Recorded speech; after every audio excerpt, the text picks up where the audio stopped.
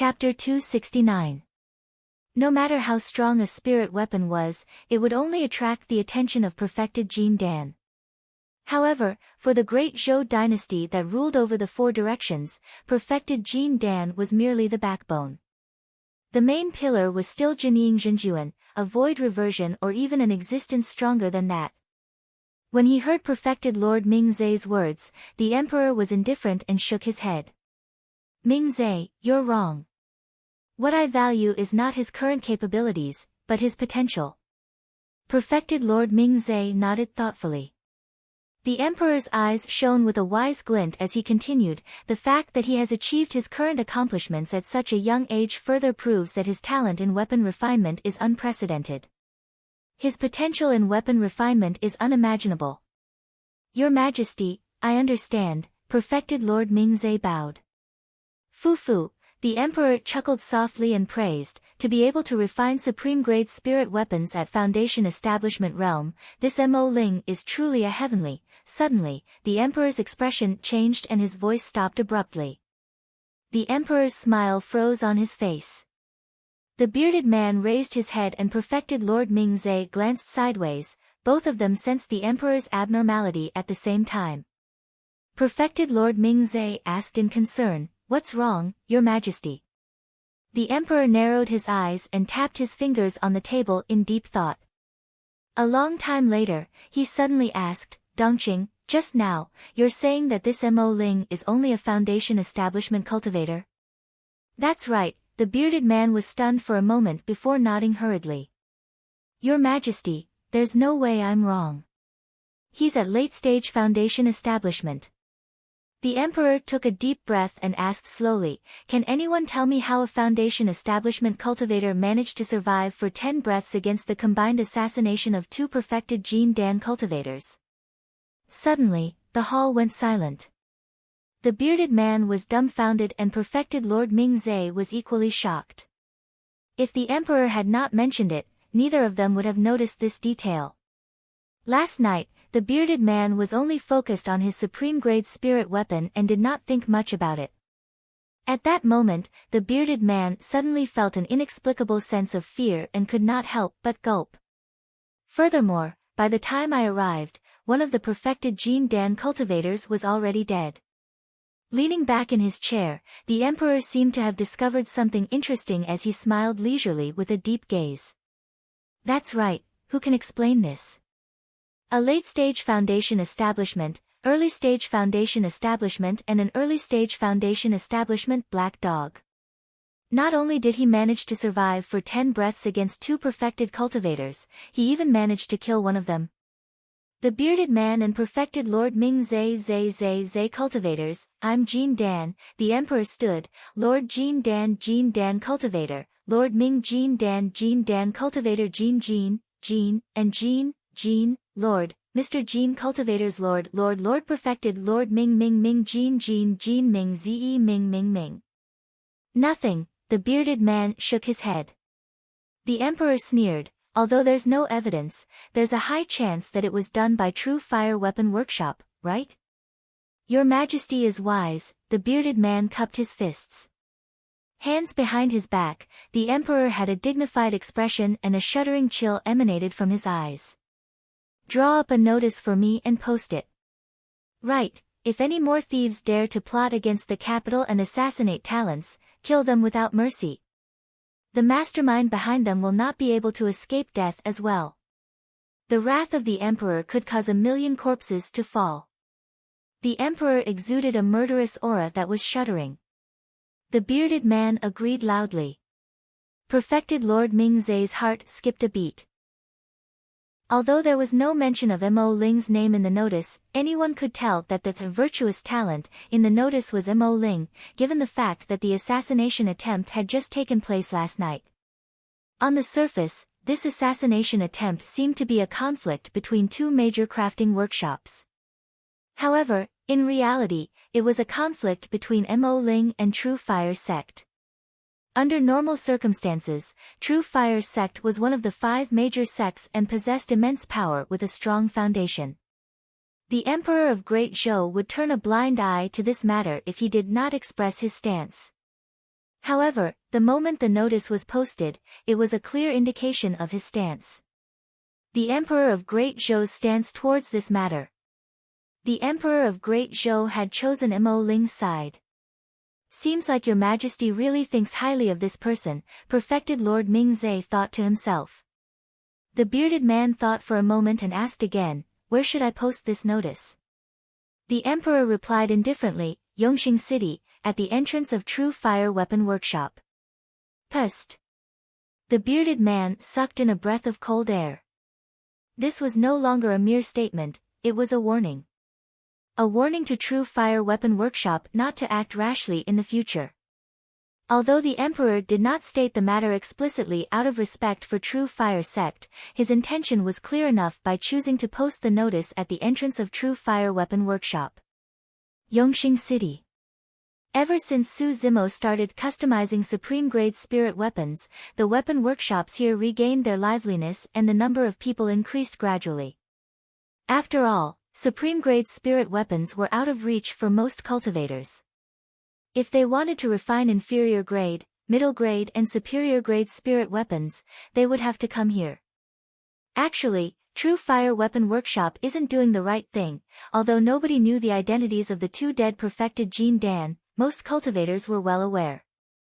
In the capital, True Fire Weapon Workshop was the only one that was at odds with most Spirit Weapon Workshop and had the ability to order perfected Jin Dan around. That's right. We're also a weapon workshop and are competitors with most Spirit Weapon Workshop. But then again, there's nothing wrong with them establishing their reputation with their own capabilities. Furthermore, Mr. Mo is now in the business of supreme-grade spirit weapons. There's no conflict with us. The shopkeepers of the weapon forging workshop gathered together and discussed in low voices. I reckon that this matter will most likely be left unsettled. Furthermore, there's no evidence left. Yes, True Fire Weapon Workshop represents one of the 5 major sects, True Fire Sect. There's no way the Great Zhou dynasty will offend a major sect for a single weapon refinement master. In my opinion, this matter isn't over yet. One of the shopkeeper's words were shocking. Old Zhang, what do you mean? Another person asked. Old Zhang sneered, think about it.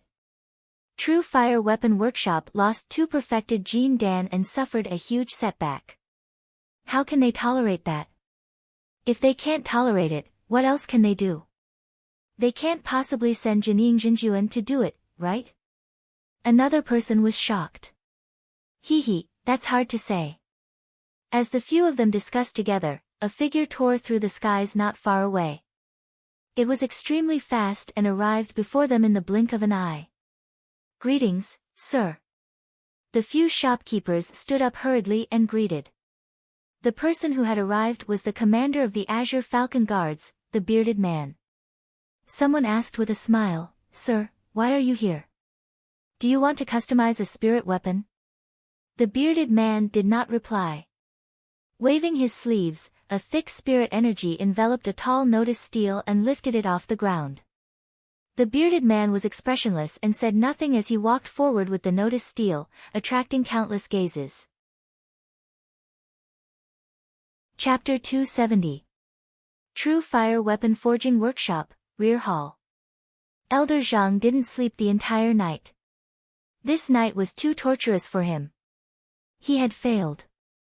The assassination that had been planned for so long had actually failed. Although Yang Dan and Meng Han were nearing the end of their lifespans, they were still perfected Jin Dan after all. Elder Zhang could not take this lying down. Not only did this concern the rise and fall of True Fire Weapon Workshop, it also concerned True Fire Sect's reputation. The shopkeeper of True Fire Weapon Workshop, Guyong, walked into the back hall. When he saw Elder Zhang's soulless expression, he could not help but sigh inwardly. He went forward and advised, Elder Zhang, you should rest for a while. Almost an entire day has passed. News of what happened last night has spread, right? After a while, Elder Zhang's lips moved as he asked. Guyong nodded with an ugly expression. Elder Zhang's face was filled with hostility. He slowly clenched his fist and said hatefully, even if you don't say it, I can guess it. The people outside must be rejoicing in our misfortune, laughing at our True Fire sect. Guyong, let me tell you, I didn't lose. True Fire Weapon Workshop didn't lose either. True Fire sect won't lose either. Guyong saw that Elder Zhang seemed to have been stimulated too much and had already fallen into a deranged state. He hurriedly said, Elder Zhang, things have already come to this, you. Elder Zhang interrupted Guyong and said coldly, I'll send a message to the sect and get them to send even stronger cultivators over. We must kill Mo Ling in the capital. Guyong vaguely felt that Elder Zhang had lost his mind, but he couldn't say it out loud. He could only say tactfully, this is a serious matter. The sect may not agree, right? The sect will definitely agree. When had True Fire sect ever suffered such a loss? How could he be frightened by a little artificer of unknown origin? With a cold snort, Elder Zhang continued, after 2 years of observation, I dare to conclude that Mo Ling has definitely mastered a unique spirit-gathering technique with an extremely high success rate. After killing Mo Ling, this spirit-gathering technique naturally belongs to our True Fire sect. But last night's incident has alarmed the Azure Falcon Guards. I'm sure the Emperor of Great Zhou already knows about this. It's not good for us to make a move in the capital, is it? Guyong frowned slightly. Don't worry. Elder Zhang replied, the Emperor of Great Zhou will definitely not interfere in this matter out of respect for True Fire sect. Rumble. Just as Elder Zhang finished speaking, an earth-shattering sound came from outside the door, as if a meteorite had fallen and smashed right at the entrance of True Fire Weapon Workshop. Elder Zhang frowned slightly. He waved his hand and said, go take a look and see what's going on outside. I'll write a letter right away. Yes. Guyong turned around and left. With a dark expression, Elder Zhang took out a letter from his storage bag and scribbled furiously. Not long after Guyong left, he panted and ran into the back hall with a panicked expression. Elder Zhang picked up the letter he had just written and shook the ink off. He handed it to Guyong and said, send this letter back to the sect as soon as possible. Guyong did not take it. His face was pale, and he wanted to say something but hesitated. What happened outside? Elder Zhang asked with a frown. Guyong smiled bitterly, Elder Zhang, you should go out and take a look yourself. Holding the letter in his left hand, Elder Zhang strode out of the door with a grim expression. Before he reached the entrance, Elder Zhang heard a commotion outside True Fire Weapon Workshop, as though countless people had gathered and were discussing fervently. This time round, True Fire Weapon Workshop has truly suffered a huge setback. That's right, it's utterly embarrassing. It's a crushing defeat. I wonder who came up with the idea to assassinate Mr. Mo. That person should be the greatest sinner of True Fire's sect. A series of chaotic voices could be heard and Elder Zhang's expression turned increasingly terrible. The moment he stepped out of the door of True Fire Weapon Workshop, the commotion outside quietened down significantly. Swoosh, swoosh, swoosh. Everyone turned their heads and looked at Elder Zhang with a strange look in their eyes as they whispered to each other. Elder Zhang looked around. In the end, his gaze landed on a tall notice stone tablet opposite him. There was a brand new notice pasted on it. If there are any more thieves who dare to plot against the capital and assassinate talents, they will be killed without mercy. The mastermind behind them will not be able to escape death as well. It was a murderous sentence. At the end of the notice was a square pattern. It was the Emperor's Jade Seal. When he saw that sentence and the pattern of the Emperor's Jade Seal, Elder Zhang felt as though he was struck by lightning. Feeling dizzy, his body swayed and he nearly fell. Guyong hurried forward to support Elder Zhang. After a moment, Elder Zhang took a deep breath of air and looked at the bearded man at the side, asking with difficulty, "May I ask, Lord Commander, is this notice truly the will of the king?" "What do you mean by that, Elder Zhang? Are you suspecting that I'm faking the will of the emperor?" The bearded man asked expressionlessly. Elder Zhang's heart skipped a beat as he replied hurriedly, "No, I'm not." The bearded man harumphed coldly and turned to point at the jade stream pattern at the end of the notice, saying in a deep voice, "The Emperor's jade seal has always been in the hands of the king. How dare you question it, Then why is the notice pasted here?" Before Elder Zhang could finish, he was interrupted by the bearded man. "The reason why it's pasted here is to tell those with ill intentions that under the feet of the Emperor of Great Zhou, even tigers had better crouch and dragons had better coil up. Don't even think about stirring up trouble." With every sentence that the bearded man said, Elder Zhang's face turned paler by a shade. In the end, Elder Zhang's gaze dimmed and he was completely disheartened. The letter that he had just written in his hands was also pulverized by his spirit energy. That letter was no longer useful. That was because not only had the Emperor of Great Zhou expressed his stance, he had even issued a stern warning to True Fire Weapon Workshop. If True Fire Weapon Workshop attacked Mo Ling again, they would not be offending anyone else, but the current Emperor of Great Zhou. With the notice pasted here, even some of the cultivators who were still in the dark realized that the mastermind behind the assassination last night was True Fire Weapon Workshop. It was truly a crushing defeat. Elder Zhang let out a long sigh and seemed to have aged instantly. Turning around, he entered True Fire Weapon Workshop with a lonely back view. For a moment, Elder Zhang regretted it. Perhaps, he should not have been blinded by greed and chose to assassinate Mo Ling back then. It was still noon and True Fire Weapon Workshop was closed long ago. Everyone dispersed one after another. However, the discussion about this matter did not die down. "Your Majesty is too much. Since the notice is already pasted at their door, he should just make it clear." "What do you know?"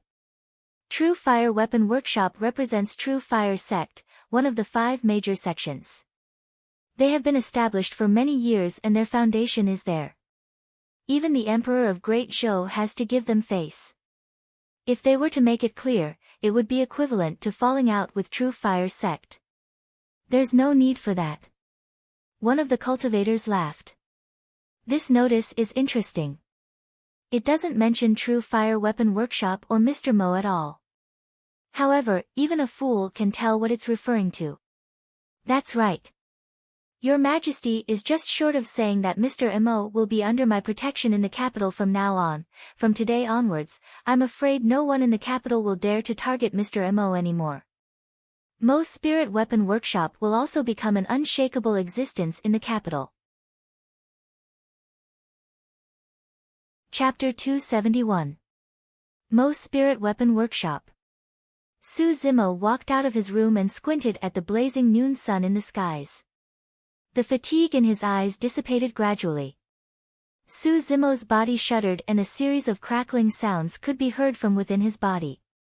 It was as though someone was frying beans as his tendons and bones rang together and his blood surged like a tsunami. Swoosh! Su Zimo opened his mouth and spat out a long stream of white qi that was condensed into a sword. It shot out a few meters before dissipating. In the myths and legends of the people, immortals could soar through the clouds and spit out flying swords to behead their enemies from 1,000 miles away. What happened earlier was extremely similar to the spitting of flying swords in the legends. If mortals who did not know how to cultivate were to witness this, they would probably be scared half to death. In reality, that stream of white qi was not a flying sword. It was only because Su Zimo's organs had strengthened after he cultivated the organs refinement section that there was the strange sight of him spitting out swords. Of course, that stream of white qi did not have any lethality, let alone behead an enemy from 1,000 miles away. After the assassination attempt last night and the refinement of a supreme-grade spirit weapon for the bearded man, Su Zimo did not sleep for the entire night and was mentally drained. He had rested for the entire morning and had just woken up. The injuries on his arm were healed and his mental state was as good as new. Su Zimo had just sat down on a stone bench in the courtyard when the door was pushed open. Nian Qi entered with a stick of candied fruits in her mouth. She was smiling as though she had encountered something fun. "Young master, you're awake." When Nian Qi caught sight of Su Zimo, her eyes sparkled as she called out. Su Zimo nodded and asked with a smile, "What happened? Look at how you're smiling." "Hee, I can't hide anything from you, young master." Nian Qi ran over with a smile and sat at the side. In 2 years, Nian Qi had changed tremendously, and it was not only in her cultivation realm. 2 years ago, when Nian Qi had just moved in, Su Zimo could sense that the lass was still extremely wary of him. As time passed, this kind of vigilance became less and less. Nian Qi also gradually became more cheerful and lively. Nian Qi said mysteriously, "Young master, guess what I saw in Yongxing City just now? Is it related to what happened last night?" Su Zimo raised his eyebrows and asked. Nian Qi's eyes widened as he nodded repeatedly. He then vividly described the emperor's announcement. "Young master, you didn't see the expression of that elder from True Fire Weapon Workshop. Humph, how satisfying." Su Zimo's eyes flashed with surprise. He did not expect the emperor of the Great Zhou dynasty to express his stance at this moment. "Young master, all the cultivators in Monarch City are talking about this. They all say that Mr. Emo can do whatever he wants in Monarch City from now on." Nian Qi imitated the tone of the people around him and spoke in a coarse voice. It was quite comical. Su Zimo smiled. Clang! Clang! Clang! Right then, a series of knocks sounded from the door. Su Zimo and Li Wuyo exchanged glances in confusion. It was already the middle of the month, and if they wanted to customize supreme-grade spirit weapons, they would have to wait until the beginning of next month. Why would anyone come at this time? Nian Qi ran over and opened the door. 2 cultivators stood at the door. One of them was a middle-aged man in yellow robes. He had a broad forehead, deep eyes, and an extraordinary aura. The other person was more refined, and his white robes fluttered as he stood half a step behind the former. Nian Qi frowned to himself. Her spirit-peering art could not detect their cultivation realms at all. There were only 2 possibilities. Firstly, the 2 of them had cultivated some sort of cultivation technique that concealed their cultivation realms. Secondly, their cultivation realms had already surpassed Jin Dan realm and were at nascent soul realm. The second possibility was eliminated by Nian Qi right away. As Jining Jinjuan, there was no reason for him to come here. Although Su Zimo could refine supreme-grade spirit weapons, he could not catch Jining Jinjuan's attention. "Fellow Taoists, why are you here today?" Nian Qi stood at the door and blocked the 2 of them. The yellow-robed man at the front smiled. "Young lady, this isn't how you treat your guests. You're blocking us from talking. What is it that you can't say outside?" Nian Qi tilted her head and asked seriously. The 2 of them at the door looked at each other speechlessly and helplessly. The yellow-robed man smiled. "Young lady, I'm here today because of your reputation.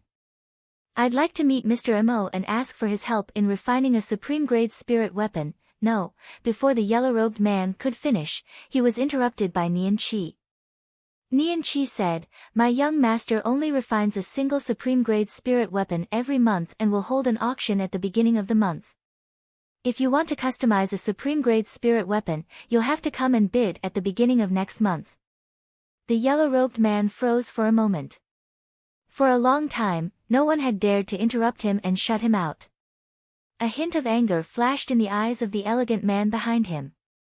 He frowned slightly and said in a slightly reproachful tone, "Girl, you, The yellow-robed man glanced sideways and stopped the scholarly man. Turning around, the yellow-robed man smiled. "Young lady, tell me. What was the highest bid for a supreme-grade spirit weapon at the beginning of the month?"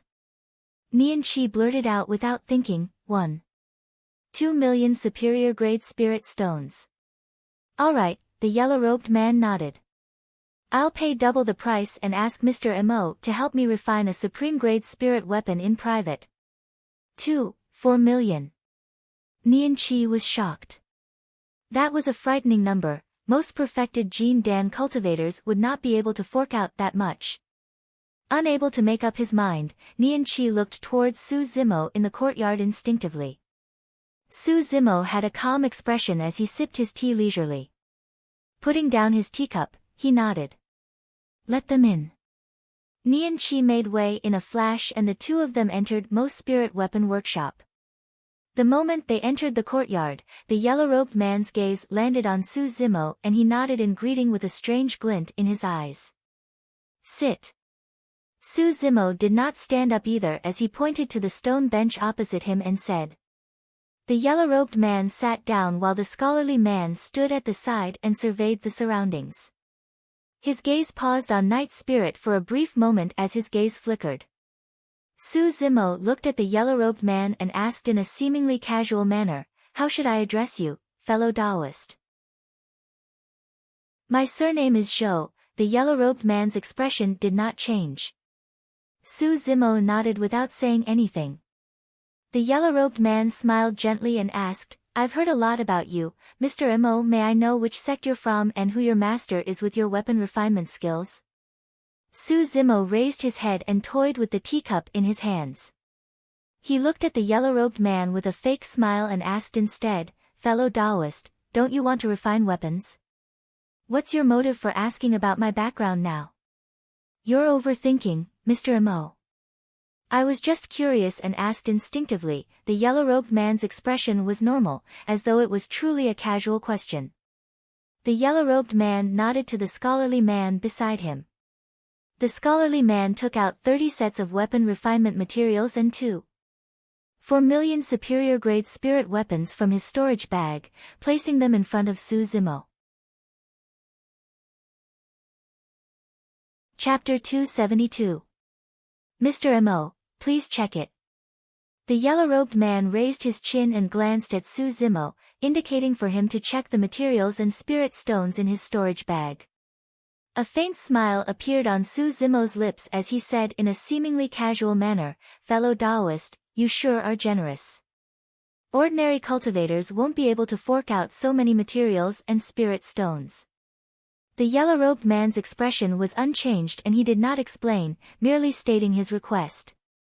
After pondering for a moment, the yellow-robed man continued, "After this supreme-grade flying sword is refined, leave it with Mr. Mo first. Someone will come and retrieve it when the time comes. A year's time limit. Overdue will not be accepted." Su Zimo said indifferently. The sect competition was less than a year away. By then, he would have left the capital long ago. The yellow-robed man stood up and bade farewell, leaving with the scholarly man. After leaving Mo's spirit weapon workshop and walking to the main street, the yellow-robed man turned around and looked in the direction of Mo's spirit weapon workshop with interest, his eyes shining brightly.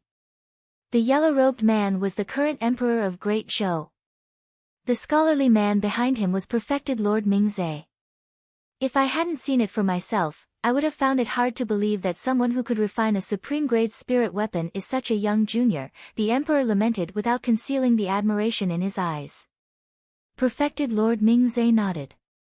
Furthermore, that person's cultivation is indeed only at late-stage foundation establishment and he did not cultivate any cultivation technique to conceal his cultivation realm. There was no one else in the courtyard either. There were many mysteries surrounding Mo Ling. However, what the emperor was most curious about was the assassination attempt last night. Given Mo Ling's cultivation realm, it was almost certain death. How did he manage to survive for 10 breaths and even kill a perfected Jin Dan instead? Initially, the emperor had 2 guesses. First, Mo Ling cultivated some sort of cultivation technique to conceal his cultivation realm and his actual cultivation realm was at Jin Dan realm. Second, there was an expert hidden in Mo's spirit weapon workshop. The reason why the two of them came today was partly to take a look at Mo Ling and partly to resolve this mystery. However, after leaving Mo's spirit weapon workshop, the two of them were even more puzzled. Neither of these two speculations was consistent with the situation. Their visit was sudden. The two of them used their divine consciousness to carefully search Mo's spirit weapon workshop but did not find any trace of a third person. In other words, everything was back to square one. How did two Foundation establishment cultivators and a black dog of the Foundation establishment stage survive for 10 breaths under the full force of two Jean Dan immortals? Interesting. What an enigma. The Emperor smiled and asked again, what else did you discover? Perfected Lord Ming-Zhe said deeply, that black dog is not simple. Although it was sprawled far away and looked like it was about to fall asleep, I could sense that it was watching us the entire time. Can you tell what kind of spirit demon it is? No. Perhaps it's a mutated spirit demon born from the union of two different species of spirit demons. The two of them chatted as they walked and soon arrived at the palace. At the entrance of the palace, a black armored guard quickly walked over.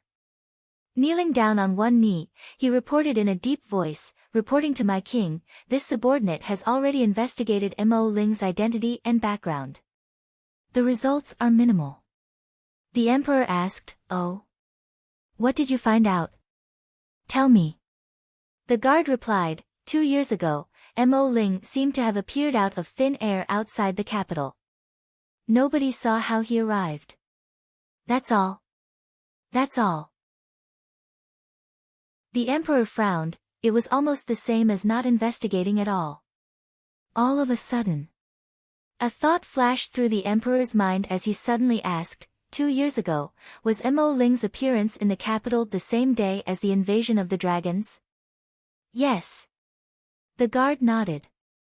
Not long after Mo Ling appeared, the divine dragon descended.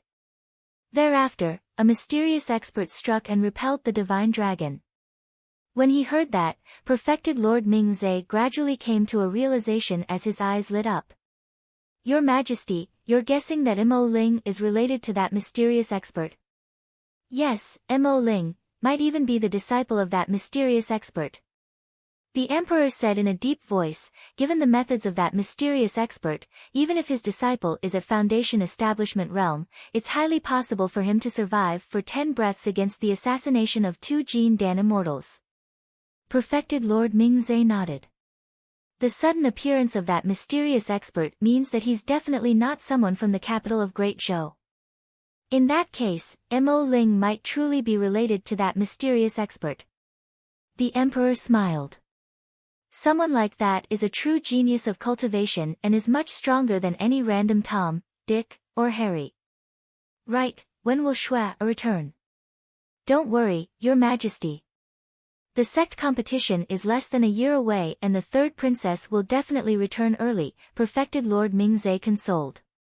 The Emperor frowned slightly and said in a deep voice, because of that Su something Zimo, Shui has been at odds with me. It's been so many years and she hasn't even returned home to take a look. Seriously, as though he recalled something, perfected Lord Ming-Zhe asked, Your Majesty, you're suddenly mentioning the third princess. Don't tell me you're thinking of introducing Mo Ling to her so that they can become Dao companions. I do have that intention, the Emperor replied, at the very least, in my eyes, this Mo Ling is worthy of Shui. He's much better than that unknown Su Zimo that Shui mentioned previously. Fufu, the son of a general of a vassal state and a piece of trash without a spirit root wants to get close to my Ji family? Yes, both of them are of similar age and cultivation realms. Furthermore, Mo Ling is a top-tier weapon refinement master. They're quite compatible, perfected Lord Ming-Zhe nodded. The Emperor sneered, Shui is just too naive and narrow-minded. She was deceived by some glib-tongued people. When she returns, I'll let her meet Mo Ling. Even if they're not compatible, it'll broaden her horizons and let her see what a true genius is like. Perfected Lord Ming-Zhe said, Your Majesty is generous with your praises. Seems like you truly think highly of this person. Yes, the Emperor nodded. Just now, you've heard my conversation with him as well. Initially, I wanted to test his background but I didn't expect him to be so sharp. Not only did he respond with ease, he even tried to dig out my identity. Fufu. The Emperor chuckled. It's truly not easy for someone his age to have such a temperament and wisdom. That's right, Perfected Lord Mingze commented as well, "That lad has a calm temperament and is calm as a lake despite having a thunderstorm in his chest." The emperor continued, furthermore, that Su Zimo was chosen by Shui herself after all. If he's half, no, a tenth of Mo Ling, it's not impossible for them to become Dao companions. Right, he couldn't have seen through our identities, right? The emperor asked in a joking manner. How is that possible? Perfected Lord Mingze shook his head with a smile. If he could see through your identity with a single interaction, he wouldn't be a genius, but a monster incarnate. Chapter 273. Mo's Spirit Weapon Workshop. Nian Qi sat opposite Su Zimo and praised, "Young master, you're amazing. Even cultivators from other places are coming here because of your reputation." How do you know that they're from other places? Su Zimo asked with a smile. Nian Qi replied, Mo's Spirit Weapon Workshop has already been open for 2 years. It's clear that the two of them don't know our rules by visiting us in the middle of this month. They're most likely not from the capital, but cultivators from other places. Fu, you're really mistaken. Su Zimo smiled gently and shook his head. Not only are they from the capital, they're from the palace. Someone from the palace? Nian Qi was shocked and probed, could they be royalty? Su Zimo nodded. The yellow-robed man in the lead is not simple. He has an aura of wealth that ordinary cultivators don't possess. He's so generous and offered 4 million superior-grade spirit weapons the moment he opened his mouth. Ordinary cultivators don't have that sort of capability. Nian Qi nodded as though he understood. Su Zimo continued, furthermore, there's an intimidating aura between his brows. Although he's trying to hide it, it's an aura that's condensed from being in a high position for a long time and is difficult to conceal. Oh, Nian Qi revealed a look of realization and said, no wonder I felt that the yellow-robed man's aura was extremely strong. Every single word and action of his was filled with authority. Nian Qi supported his chin with one arm and fell into deep thought, as though he had thought of something difficult. Su Zimo smiled and did not disturb him. Dipping his finger in the tea, he wrote 2 words on the table and stood up to leave. The royal family's surname is Ji, but that person said that his surname is Zhou. Could he be lying? Nian Qi was deep in thought as he murmured, Zhou, Zhou, Zhou. After a while, Nian Qi's gaze shifted and landed on the table by accident. He caught sight of the 2 words that had yet to dry up, emitting a faint tea fragrance. Tianzi. Nian Qi exclaimed as he vaguely realized something. After the emperor's announcement appeared, the royal city indeed calmed down. No one dared to provoke the imperial family at this time. On the other hand, Mo's Spirit Weapon Workshop status in the capital was rising day by day, and so was its reputation. The auction at the beginning of every month would attract many perfected Jin Dan cultivators. Most of them were late Jin Dan cultivators and perfected Jin Dan cultivators. These Jin Dan perfected masters were either very powerful or had strong backgrounds. Otherwise, they would not have been able to accumulate so many spirit stones. A few months later, there were even foreign cultivators who traveled thousands of kilometers to bid for a supreme-grade spirit weapon in Mo's Spirit Weapon Workshop. Naturally, the guesses and rumors about Mo Ling's identity, appearance, and background had never stopped. Many cultivators claimed that they had seen Mo Ling and were proud of him. However, their descriptions of Mo Ling were different. There were all kinds of strange versions. There were only a few pieces of information that were acknowledged by the masses. First, Mr. Mo was a perfected Jin Dan cultivator with extraordinary strength. Apart from the descriptions of some cultivators, the reason for that was because of the assassination attempt a few months ago was also because of that night. Second, Mr. Mo had a unique spirit-gathering technique that had an extremely high success rate. Everyone agreed with that point as well. Furthermore, everyone even gave that spirit-gathering technique a name, Mo Clan's spirit-gathering technique. Third, Mr. Mo was definitely one of the people that could not be offended in the capital. Even the Emperor of Great Zhou had specially announced that he was a talent. Even True Fire Weapon Workshop, which was backed by True Fire Sect, suffered a huge setback because of this. Who in the capital of Great Zhou would dare to offend Mr. Mo? Furthermore, anyone who offended Mr. Mo could forget about customizing supreme-grade spirit weapons in Mo's Spirit Weapon Workshop. Su Zimo could not be bothered to explain the rumors and ignored them. Of course, he did not intend to hide his identity either. It was just that he had been living in seclusion for the past 2 years and rarely showed himself. That was why he gave off an extremely mysterious vibe. After 2 years of tough cultivation, Su Zimo's gains were immense. Due to the large amount of spirit stones, Su Zimo's cultivation realm was already close to perfected foundation establishment. Although that cultivation speed was a little terrifying, it was within reason. It was already extremely fortunate for foundation establishment cultivators to have sufficient middle-grade spirit stones for their cultivation. However, Su Zimo had an endless supply of superior-grade spirit stones for his cultivation and was naturally able to achieve twice the results with half the effort. Another aspect was his weapon refinement. To outsiders, Su Zimo could only refine a single supreme-grade spirit weapon a month. However, in reality, Su Zimo would refine a supreme-grade spirit weapon every afternoon to continue honing his skills. As time passed by and he practiced continuously, Su Zimo's weapon refinement skills became more and more proficient. He was already at the pinnacle of perfection and it was difficult for him to improve further. At that moment, Su Zimo also realized that it was as difficult as ascending to the heavens to refine a perfect spirit weapon. Success was only possible when one's skills, mentality, environment and various other factors were combined. Since it was perfect, it meant that there could not be any flaws from the first step of weapon refinement right from the selection of materials.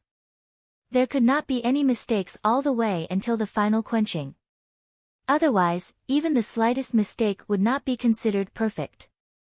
Initially, Su Zimo intended to refine a set of perfect-grade flying swords to release sword formations. But now, seeing that things were not going to work out, Su Zimo could only settle for the next best thing, a set of supreme-grade flying swords. Of course, what was second, in Su Zimo's eyes was the best in the eyes of others. A single supreme-grade spirit weapon would attract countless top Jin Dan perfected beings to fight for it. A set of supreme-grade flying swords would most likely lead to a huge battle. This day, Su Zimo walked out of his room with a faint smile on his face. There was still more than a month to the sect competition and the essence energy of the dragon egg within his body was finally refined and absorbed by his body. He had attained greater mastery of the organs refinement section. The qi of his 5 organs circulated endlessly, nourishing his skin, flesh, tendons, bones and marrow, forming a small cycle within his body. Prior to this, when Su Zimo attained lesser mastery of the organs refinement section, he released his power of blood qi and attacked with all his might. In Dongling Valley, he even killed the blood-robed youth who was at 4 Meridian Foundation establishment. But now, Su Zimo estimated that even without releasing his demonic qi or channeling his bloodline, he could suppress 4 Meridian Foundation establishment cultivators with his physical strength alone.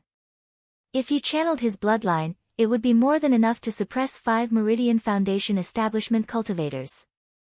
If he released his blood qi at the same time, Su Zimo's combat strength would be even more frightening.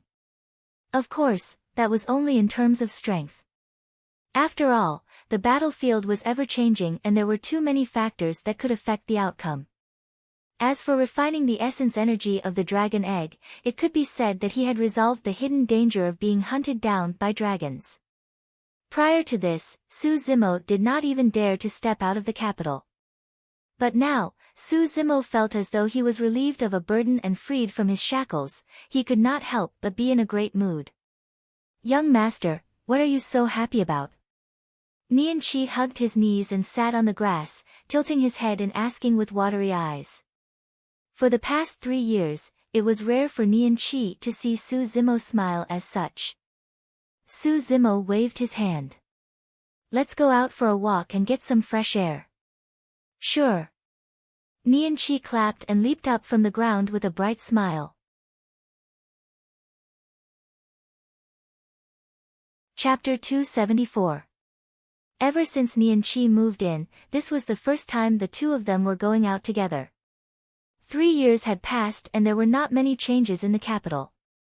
The only difference was that the number of cultivators increased significantly as the sect competition approached and people came and went. After 3 years, Nianqi's hair was still yellow and curly, looking messy. However, she had grown increasingly beautiful.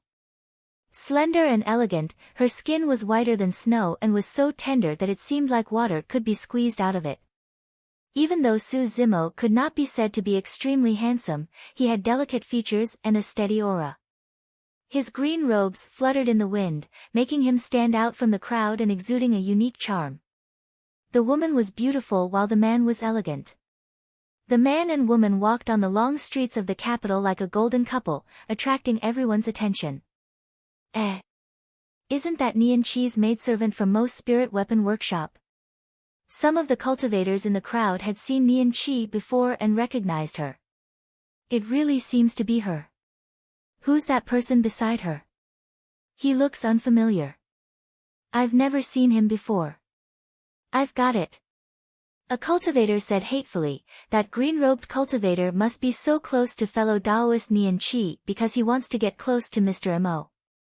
That person is so scheming. Yes, that must be the case. Everyone was enlightened and nodded in agreement. That's a good idea. To think that that person would beat us to it. Even though there was a commotion around them, Su Zimo and Nianqi's ears were extremely sharp and they could still hear the discussions. Young master, they're so stupid. Nianqi whispered and pursed her lips into a smile. Right then, a timid voice sounded from the crowd. Actually, I have a feeling that that green-robed cultivator might be Mr. Mo as well. The moment the voice sounded, it attracted a wave of ridicule. Fellow Daoist, you're an outsider, right? If you don't know, listen more and speak less lest you embarrass yourself. Fellow Daoist, don't tell me you don't even know the spirit-peering art and can't tell the cultivation realm of that green-robed cultivator? Haha, who in the capital doesn't know that Mr. Mo is perfected Jean Dan? Besides, Nianqi is Mr. Mo's maidservant. Have you ever seen a maidservant walking side by side with her master, talking and laughing without any regard for seniority?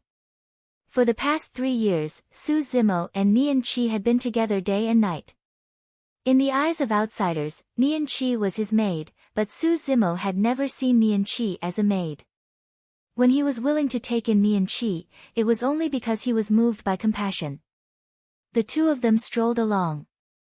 Not long after, a young foundation establishment cultivator suddenly appeared in front of them. He flipped his hair and smiled at Nianqi, saying gently, "Miss Nianqi, you must not be deceived by this person's flowery words. He definitely has other motives for approaching you." The young cultivator pointed at Su Zimo and said with an unfriendly expression. Su Zimo suspected that if they weren't in the capital, this cultivator might have charged up to fight him to the death. "None of your business, go away." Nianqi hollered and pulled Su Zimo around that person, continuing forward. "Is there anything interesting in the capital today? Let's go take a look." Su Zimo glanced sideways and asked. "Something interesting." Pondering for a moment, Nianqi said, "There's an elixir battle at Yongxing City today. It's said that 2 cultivators from True Fire Elixir Workshop and Azure Frost Elixir Workshop got into a conflict for some reason. Both parties agreed to decide the victor through elixir refinement today to see who can refine the higher grade elixir." The capital was on high alert as the sect competition approached.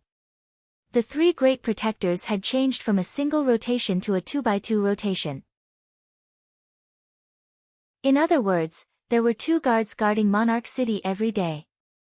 If there was even the slightest sign of trouble, they would rush over immediately. Under such circumstances, no cultivator or faction would dare to make a move in the capital. If they wanted to resolve their grudges, a competition of elixir and weapon refinement was a good way. Furthermore, this was a grudge between the cultivators of the 2 major elixir workshops in Yongxing City to begin with. it was even more reasonable for them to decide the victor through elixir refinement. True Fire Elixir Workshop, Azure Frost Elixir Workshop, Su Zimo murmured softly and smiled. Let's go and take a look. True Fire Elixir Workshop was backed by True Fire Sect while Azure Frost Elixir Workshop was backed by Azure Frost Sect. Both of those sects were part of the 5 major sects and Su Zimo had some dealings with them. There was no need to talk about True Fire Sect, they had suffered a huge setback in his hands for the past 3 years.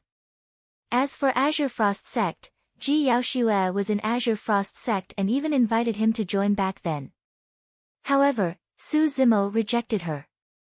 As for Su Xiaoning, she was cultivating in Azure Frost Sect. Before long, the two of them arrived at Yongxing City. Hurry, let's go take a look. It has already begun. I heard that the person from True Fire Elixir Workshop is a genius of True Fire Sect in recent years.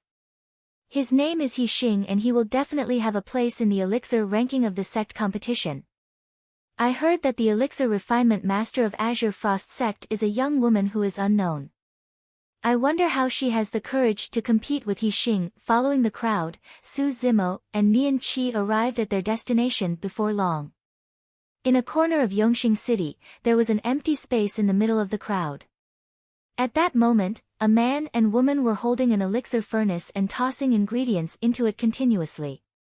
The man had a dignified appearance but his lips were extremely thin, as though he was a heartless person.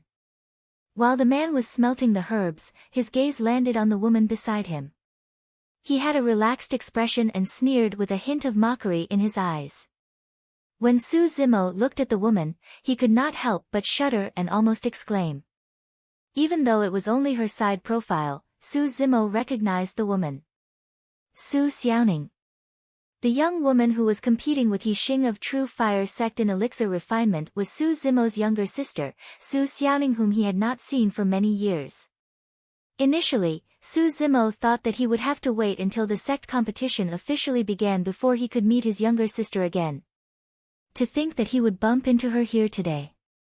What's wrong, young master? Nian Qi was the closest to Su Zimo.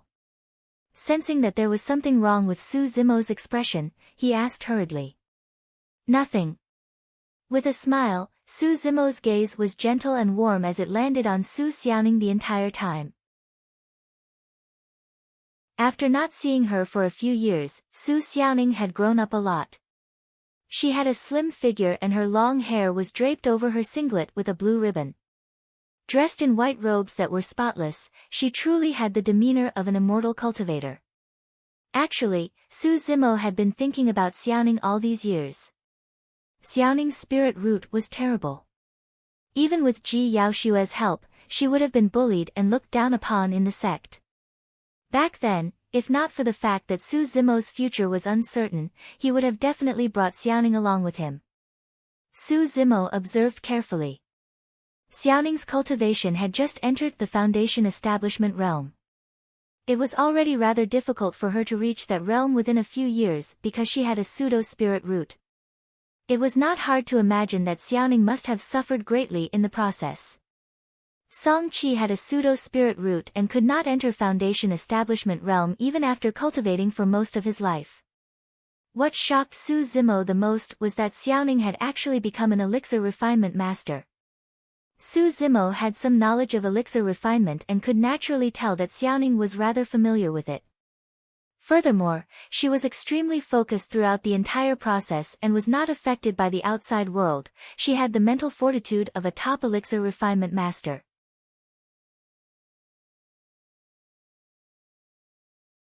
Chapter 275. On the surface, there was only a single word difference between elixir refinement and weapon refinement. However, in reality, there was a huge difference. Weapon refinement had an extremely high requirement for the level of the spirit fire. The higher the level of the spirit fire, the higher the efficiency and the better the effects of refining the impurities in the spirit materials. However, elixir refinement was different.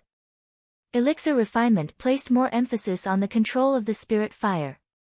That was because spirit herbs were different from spirit materials like iron ores and had extremely low ignition points. Even a level 1 spirit fire could refine most of the spirit herbs. In elixir refinement, there were 2 refinements that required an extremely precise control of the temperature of the spirit fire. If the temperature was too high, it would be easy to burn the spirit herbs to ashes. If the temperature was too low, the essence of the spirit herbs could not be extracted. Even though elixir refinement did not require spirit gathering, it required an extremely deep understanding of thousands of spirit herbs. The higher the level of the elixir, the more complicated the recipe and the more things one would have to remember. True top elixir refinement grandmasters would even have to memorize billions of spirit herbs. On the empty ground, the elixir refinement master from True Fire Elixir Workshop, He Xing, had already cultivated a level 2 spirit fire and was rather proficient in controlling flames. Although Su Xiaoning had only cultivated a level 1 spirit fire, she was not weaker than her opponent in terms of temperature control. Both of them were refining the most common spirit recovery elixir. Spirit recovery elixirs were used to recover spirit energy. There were 3 types of spirit recovery elixirs, level 1, level 2, and level 3. Naturally, there was a huge difference in their effects. Both of them were refining grade 2 spirit recovery elixirs and there were as many as 28 types of spirit herbs in the recipe.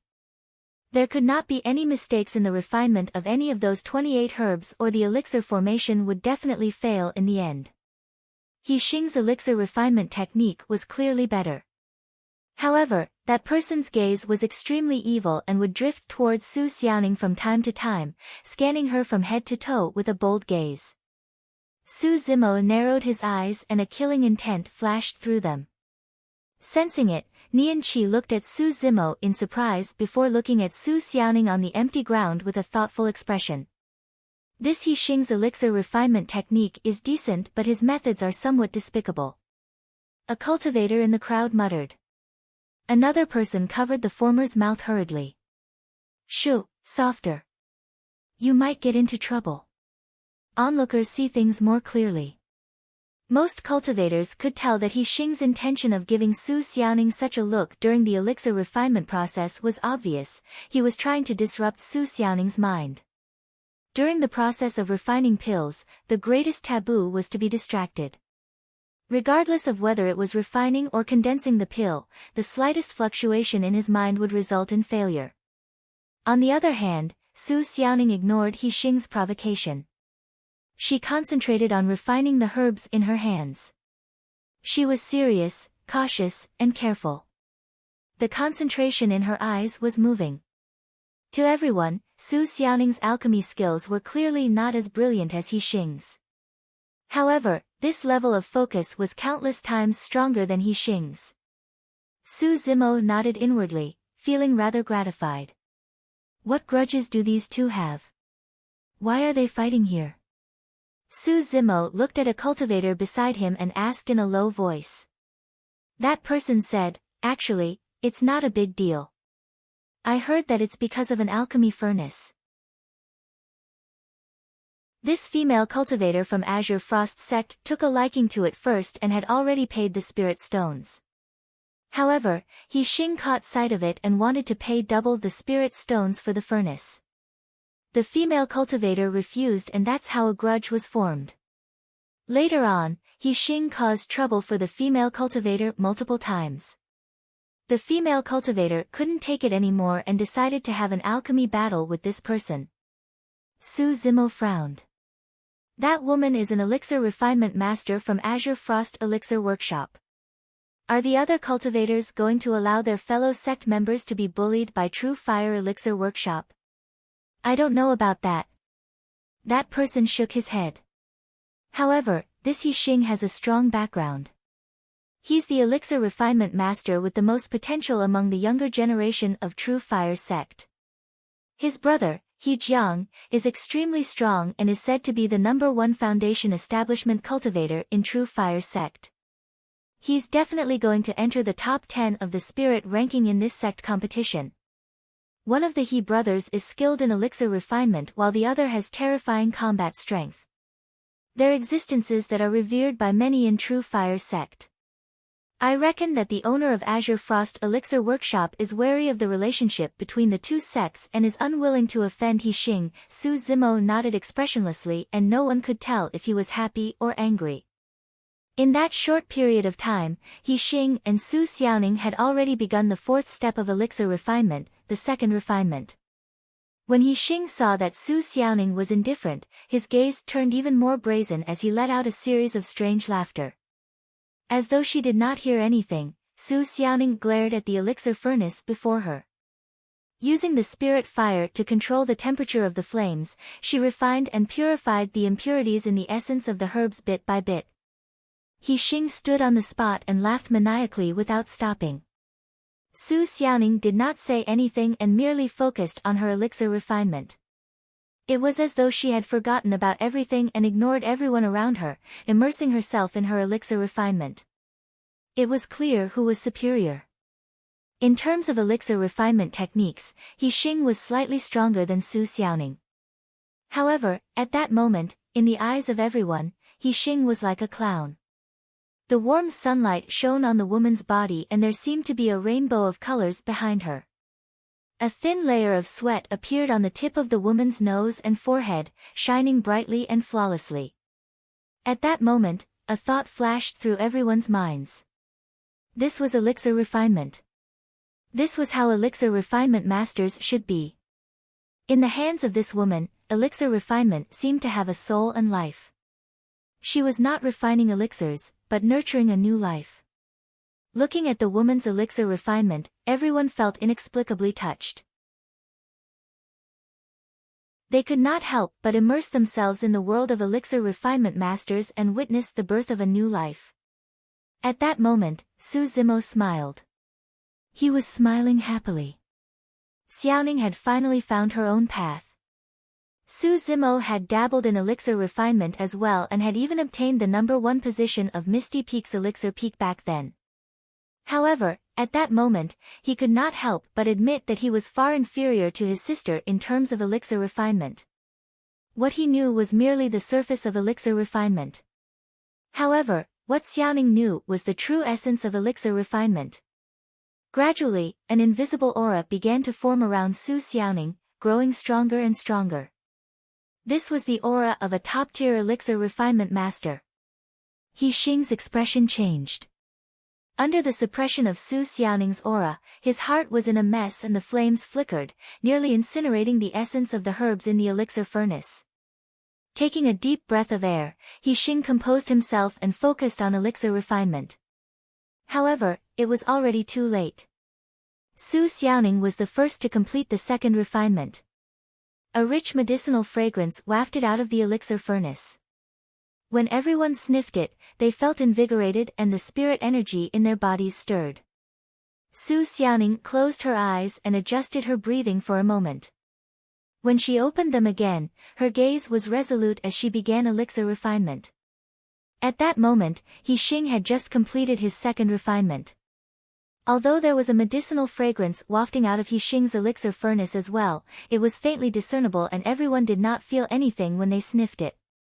If nothing went wrong, the quality of Su Xiaoning's elixir would definitely be better than He Xing's elixir after the refinement. Through the medicinal fragrance, the surrounding elixir refinement masters could vaguely tell that Su Xiaoning's elixir might even be able to refine a perfect elixir with 5 elixir patterns.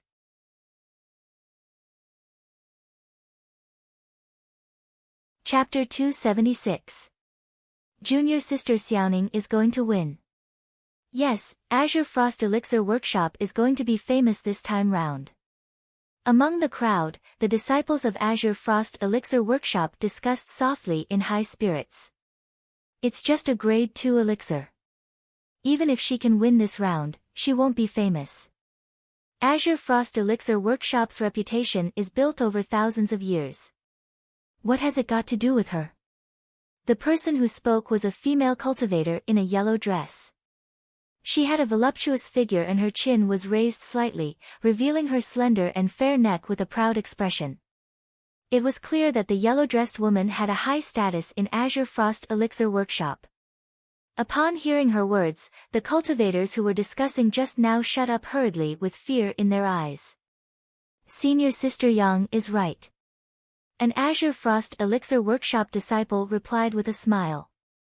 On the other side, the disciples of True Fire Weapon Workshop were also watching the situation on the empty ground with grim expressions. Things aren't looking good. Senior brother, he is going to lose. Don't worry, that girl from Azure Frost sect won't be able to win today. Let's wait for senior brother, he's signal. The person who spoke was dressed in light red robes. His lips were curled and his expression was cold.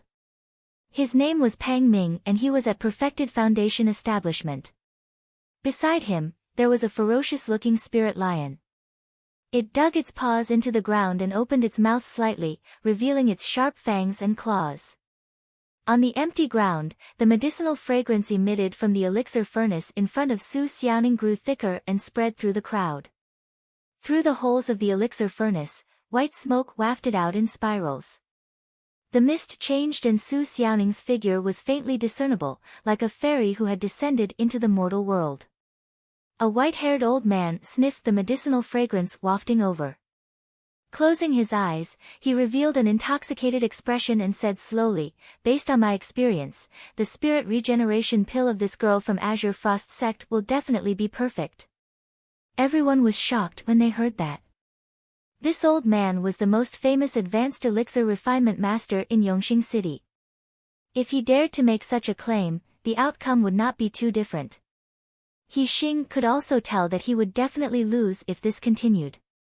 He Xing's eyes shone brightly as he condensed his elixir and shot a glance at Pang Ming in the crowd. Pang Ming understood and patted the head of the spirit lion beside him. The spirit lion moved and growled deeply. Suddenly, it pounced forward and waved its paw towards the elixir furnace in front of Su Xiaoning. This change was too sudden. Not to mention Su Xiaoning, who was focused on refining pills, even the onlookers did not expect it. After all, this was the capital of the great Zhou dynasty and fighting was strictly forbidden. Now that the sect competition was approaching, the atmosphere was even more tense. Not far away, one of the three great guards, a scarlet vulture guard, was patrolling in midair with a long spear in hand and a cold expression. Nobody expected that the spirit lion of True Fire Elixir Workshop would jump out at this moment. Pa! The spirit lion easily sent Su Xiaoning's elixir furnace flying with a single slap. With a bang, the pill exploded in the alchemy cauldron, and black smoke surged out. It was obvious that the congealing of the pill had failed. In the process of condensing a pill, the greatest taboo was to be disturbed. Even the slightest fluctuation in one's state of mind could result in failure, not to mention that even the cauldron was sent flying. Ah! Su Xiaoning exclaimed and a flash of blood appeared on her arm. It was the spirit lion that sent the elixir furnace flying. Su Xiaoning's reaction was slightly slower and her arm was scratched by the spirit lion's claws. Although it was not serious, her clothes were stained red. The spirit lion knocked over the elixir furnace and injured someone before running back under Pang Ming's scolding. Coughing gently, Pang Ming said with a fake smile, "Fellow Taoist from Azure Frost Elixir Workshop, I'm truly sorry. I didn't discipline it properly and that beast actually ran out and disturbed you. I'll help you teach it a lesson right now." With that said, Pang Ming knocked the spirit lion's head with a moderate force. The spirit lion shook its head, oblivious to it, and even rubbed itself against Pang Ming's body. Ha! A series of laughter broke out from the crowd of True Fire Elixir Workshop. Anyone with a discerning eye could tell that Pang Ming had intentionally ordered the spirit lion to injure someone and knock over the elixir furnace. Looking at the elixir furnace that had fallen to the ground not far away, Su Xiaoning pursed her lips and forgot about the pain in her arm. Her eyes reddened and gradually moistened. At that moment, the first thing that surged in Su Xiaoning's heart was not anger, but sorrow. Right from the beginning, she was not distracted at all and was fully focused on refining the spirit regeneration elixir. She was not wrong. She was extremely focused. However, at the end, it was ruined by someone and her efforts were for naught. She was so close. Sigh. Everyone shook their heads and sighed in unison at the sight of a perfect spirit regeneration elixir that was about to be born, dying just like that. Su Zimo's gaze turned cold. Because the spirit lion was not targeting him, his spirit perception did not react.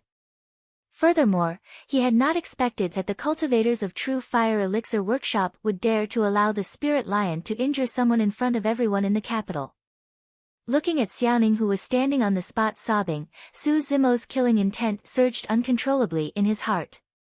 Nian Qi, who was standing beside him, was the first to sense it. From Su Zimo, she felt a sense of trepidation that she had never felt before. Nian Qi glanced sideways and could not help but feel her heart skip a beat when she caught sight of Su Zimo's gaze. Nian Qi had seen that terrifying gaze once before. That was the same gaze that Su Zimo's eyes revealed when he faced the two perfected Jin Dan cultivators on that night half a year ago. It was cold, indifferent and calm like an ocean of nirvana. After pondering for a moment, Nian Qi retreated from the crowd silently. Looking around, she sped off not far away. Faced with this turn of events, Su Zimo was calm and did not appear right away, merely watching coldly from the sidelines. He was waiting. He was waiting for the reactions of the two factions. At that moment, the ones who should have reacted the most were the Scarlet Vulture guards that were patrolling not far away and Azure Frost Elixir Workshop behind Xiaoning. However, Su Zimo was disappointed. He had clearly seen the gazes of the two Scarlet Vulture guards land on this place. However, they paused for a moment before turning their heads away, choosing to ignore it. True Fire Elixir Workshop is really too much. That's right. They're clearly letting the lion cause trouble on purpose, and yet, they're still pretending to be innocent. In the crowd, a cultivator frowned and asked, the Scarlet Vulture guards are not far away and seem to have already witnessed this. Why aren't they rushing over? You don't know about that, right? An old man said, it's said that the commander of the Scarlet Vulture Guards, perfected Jin Dan, who is nicknamed Vulture, stayed in True Fire's sect for a period of time and can be considered as half a disciple of True Fire's sect. These Scarlet Vulture Guards are all his subordinates, and generally speaking, they'll have to give True Fire's sect some face. Furthermore, this matter can be major or minor. Even if we pursue it, it'll most likely be left unsettled. Why do you say that? The spirit lion came out to cause trouble and knocked over the elixir furnace. He Xing and the others insisted that they did not discipline it properly and caused the spirit lion to come out and hurt others. What can you do to them?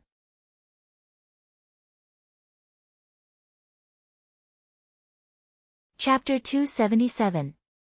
Just as the crowd had said, the Scarlet Vulture guards were clearly biased and chose to ignore everything that happened.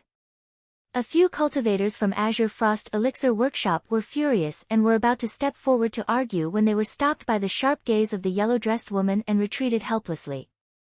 Most of the disciples from Azure Frost Elixir Workshop were indignant, but they did not dare to say anything because of the yellow-dressed woman's authority.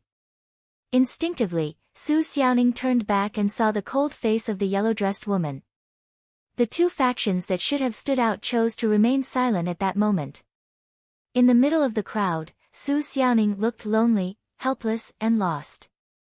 Done. Right then, He Xing, who was standing at the side, hollered softly. An elixir with a refreshing medicinal fragrance popped out of the elixir furnace and spun in midair. Everyone focused their gazes. There were 3 elixir patterns. A superior grade spirit recovery elixir. Fufu. He Xing waved his hand gently and pinched the spirit recovery elixir between his fingers.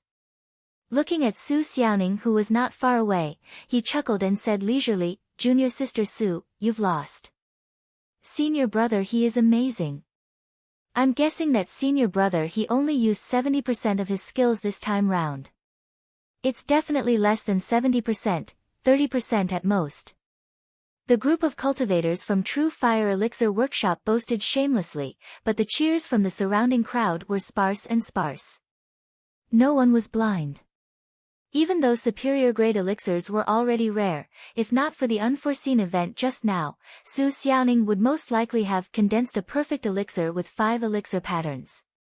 In the end, it was clear who had won and who had lost. Now that He Xing had the cheek to say such words, everyone was wary. Even though they would not stand out, they could not help but scold him for being shameless in their hearts. Junior sister Su, since you've lost, hand over the elixir furnace according to our initial agreement, He Xing said smugly with a smile. I didn't lose. Su Xiaoning was fearless and did not back down as her voice was firm. The smile on He Xing's face froze for a moment before returning to normal. He continued smiling. Junior sister Su, don't worry. Even though you've lost, I'll still pay double the price for that elixir furnace. I won't take advantage of you as long as you hand it over. I didn't lose, Su Xiaoning repeated those 3 words. Instantly, He Xing's expression darkened. Su Xiaoning, don't refuse a toast only to be forced. Because you went back on your word and went back on your word, affecting Azure Frost Alchemy Pavilion's reputation. Not only that, He Xing's TS words, he even's words. Su Xiaoning raised her head with a stubborn expression. She had no intention of yielding. Xiaoning. Right then, the yellow-robed woman from Azure Frost Elixir Workshop stood out and said indifferently, hand that elixir furnace over to fellow Daoist He. Su Xiaoning was stunned, her eyes filled with disbelief. A stir to Su Xiaoning's. Su Zimo's gaze was dark as he watched everything quietly. Su Tu, Xiaoning Tu, Xiaoning. Xiaoning? Vulture Su ask. To Su to you lose, Su disciple to, you. S sect you, disciple, but, I didn't lose at all. If not for him, Su Xiaoning was about to defend herself when she was interrupted by the yellow-dressed woman. I don't want you to listen to excuses. I only want the outcome. The outcome is that you've lost. There was a hint of sternness in the yellow-dressed woman's voice and the coldness in her eyes intensified. Su Xiaoning's body swayed and her face turned incomparably pale. Just now, Su Xiaoning did not show any fear despite He Xing's overbearing attitude. But now, when her fellow sect mates chose to stand against her, Su Xiaoning's final pillar of support crumbled. The yellow-dressed woman looked at Su Xiaoning coldly and said in a deep voice, Azure Frost Sect and True Fire Sect have always been on good terms. It's best that we don't affect our relationship because of you. Hand over the elixir furnace and apologize to fellow Daoist He. We'll let this matter rest. Apologize? Su Xiaoning smiled bitterly with mockery in her eyes. May I ask, senior sister Yang, what did I do wrong? How dare you disobey my orders? The yellow-dressed woman's expression darkened as she said sternly, don't think that you can be so brazen just because Yao Xue is backing you. Let me tell you, even if Yao Xue is back, Yang Yu, have the final say in Azure Frost Elixir Workshop in the capital of Great Zhou, let alone the fact that Yao Xue isn't back yet. While others did not feel anything when they heard that, Su Zimo vaguely caught a few pieces of information. Firstly, Ji Yaoxue had yet to return to the capital. That was normal. There was still more than a month to the sect competition and most sects had yet to make a move. Secondly, this Yang Yu must have a feud with Ji Yaoxue. Furthermore, Yang Yu did not know of Ji Yaoxue's true identity. If Yang Yu knew of Ji Yaoxue's true identity and still dared to be so arrogant, it could only mean that she was an idiot. Back when the two of them first met, Ji Yaoxue hid her surname and identity. That was indeed her style of doing things. Thirdly, the reason why Yang Yu was against Xiaoning was most likely because of Ji Yaoxue. In Yang Yu's eyes, the fact that Xiaoning was on good terms with Ji Yaoxue meant that Xiaoning was definitely her enemy. That was the reason why she kept making things difficult for Xiaoning. Su Xiaoning pursed her red lips tightly and bean-sized tears welled up in her eyes. However, they refused to fall. Slowly, Su Xiaoning took out an elixir furnace from her storage bag. The furnace was extremely small and looked like it had been around for a long time. It was extremely old and was covered in mottled copper. Based on that alone, the elixir furnace was inconspicuous and there was nothing special about it. However, at that moment, Su Xiaoning's arm was injured and fresh blood dripped onto the bronze elixir furnace. After being stained by Su Xiaoning's blood, the elixir furnace suddenly emitted a divine light that shone brightly, causing everyone to gasp in shock. Immediately after, a faint medicinal fragrance wafted out from the elixir furnace. This time round, even a fool could tell that the elixir furnace was definitely a treasure. He Xing's eyes lit up and a flash of greed flashed through his eyes as he licked his lips. Back then, he could vaguely tell that the elixir furnace was similar to something described in an ancient book in True Fire sect. That was the reason why he pestered Su Xiaoning multiple times, wanting to buy the elixir furnace back. If they were outside the capital, He Xing would have long killed her and snatched the treasure. Now that he had a look, the elixir furnace was indeed no ordinary item and there was a high chance that it was something described in the ancient book. At the thought of what was recorded in the ancient book, He Xing's heart burned and he was even more determined to get his hands on the elixir furnace at all costs. Yang Yu looked at the elixir furnace in Su Xiaoning's hands and froze for a moment with a look of shock in her eyes. It was clear that she had not expected the elixir furnace to be a treasure. For a moment, a look of regret flashed through Yang Yu's eyes. If she did not get Su Xiaoning to return the elixir furnace, given her authority in Azure Frost Elixir Workshop, she would most likely be able to get her hands on the elixir furnace. Under countless greedy gazes, Su Xiaoning felt as though she could be torn into pieces at any moment. She was terrified and helpless as her limbs turned cold. For some reason, a figure suddenly flashed through Su Xiaoning's mind. That figure wore green robes and was neither tall nor burly. However, he was able to shelter her from the wind and rain. At that moment, a gentle voice seemed to ring in Su Xiaoning's ears. "Xiaoning, don't be afraid."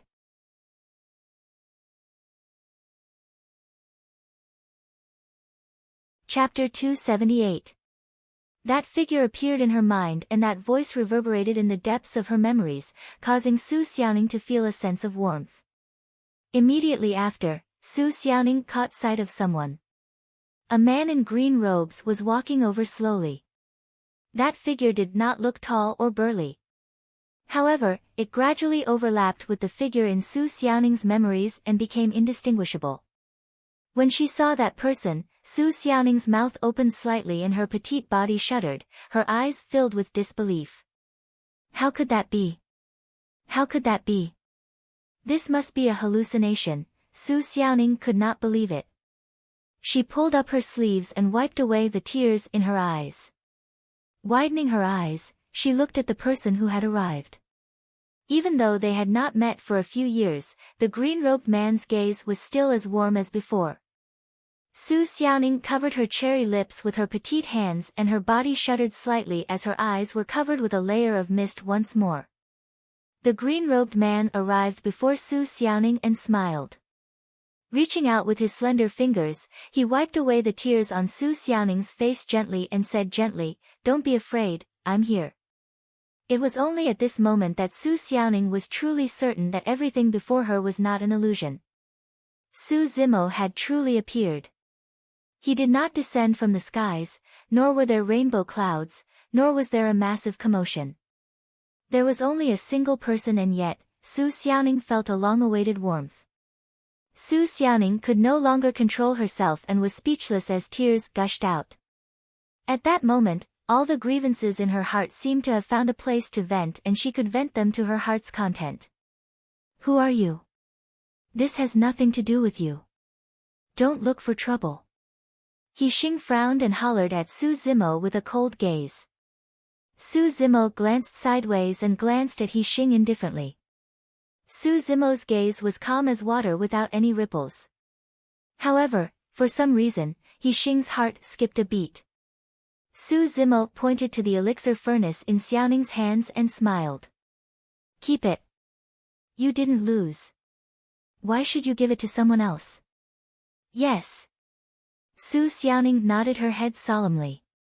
With a flip of her palm, she kept the elixir furnace back into her storage bag. She was unwilling to give in the end. But from the beginning to the end, no one helped her, not even a word. Even her fellow disciples from Azure Frost Elixir Workshop were forcing her to hand over her elixir furnace. At that moment, Su Xiaoning felt cold all over. She was lonely and helpless.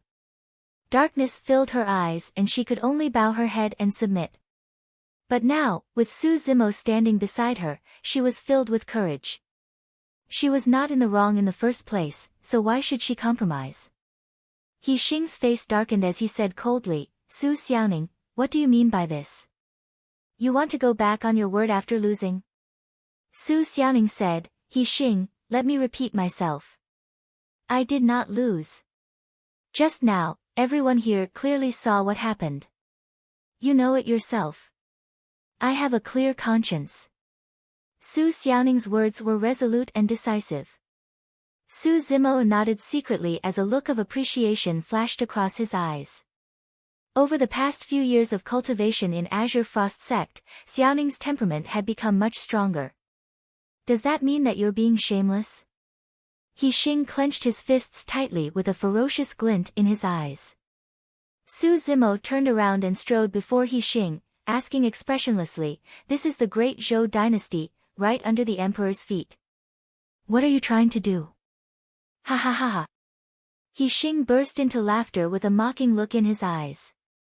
Pointing at Su Zimo, he said, You're still way too naive. Oh. Su Zimo raised his brow slightly. He Xing laughed sinisterly. Indeed, I don't dare to kill anyone here. However, do you believe that the Scarlet Vulture guards won't care if I slap you a few times right now and embarrass you? When they heard that, everyone shook their heads and sighed internally. This was completely taking advantage of their power to bully others. He Xing slapped Su Zimo a few times. After all, no one died and the Scarlet Vulture guards would turn a blind eye. However, if Su Zimo dared to resist, the Scarlet Vulture guards would definitely step in. At that time, the one who would suffer would definitely be Su Zimo. When he heard He Xing's words, Su Zimo's expression was calm as he replied calmly, You don't dare to kill, but I do. Do you believe that I'll kill you if you dare to lay a finger on me? The moment he said that, the crowd was in an uproar. Tit for tat. What did the green-robed man mean by that? How dare he threaten to kill someone in the great Zhou dynasty right under the emperor's feet? This person was either a lunatic or he was spouting nonsense. Fufu, are you trying to scare me? After a brief silence, He Xing suddenly laughed. He Xing could tell that Su Zimo was only at late-stage foundation establishment, the same as him. Notwithstanding the fact that Su Zimo did not dare to attack, even if this person did not care about his life and attacked him, He Xing would be able to retreat immediately. At that time, the Scarlet Vulture guards would step in and suppress this person.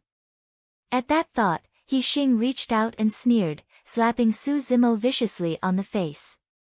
At the same time, Su Zimo attacked as well.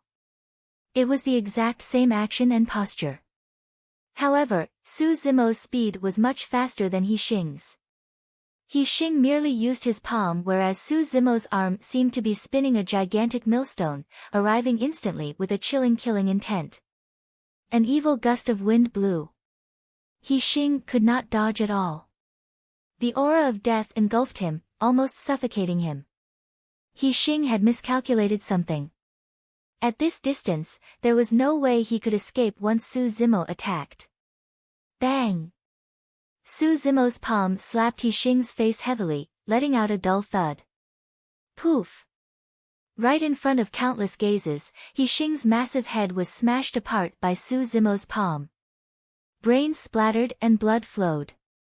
He Xing's headless body was still standing on the spot, convulsing intentionally or unintentionally.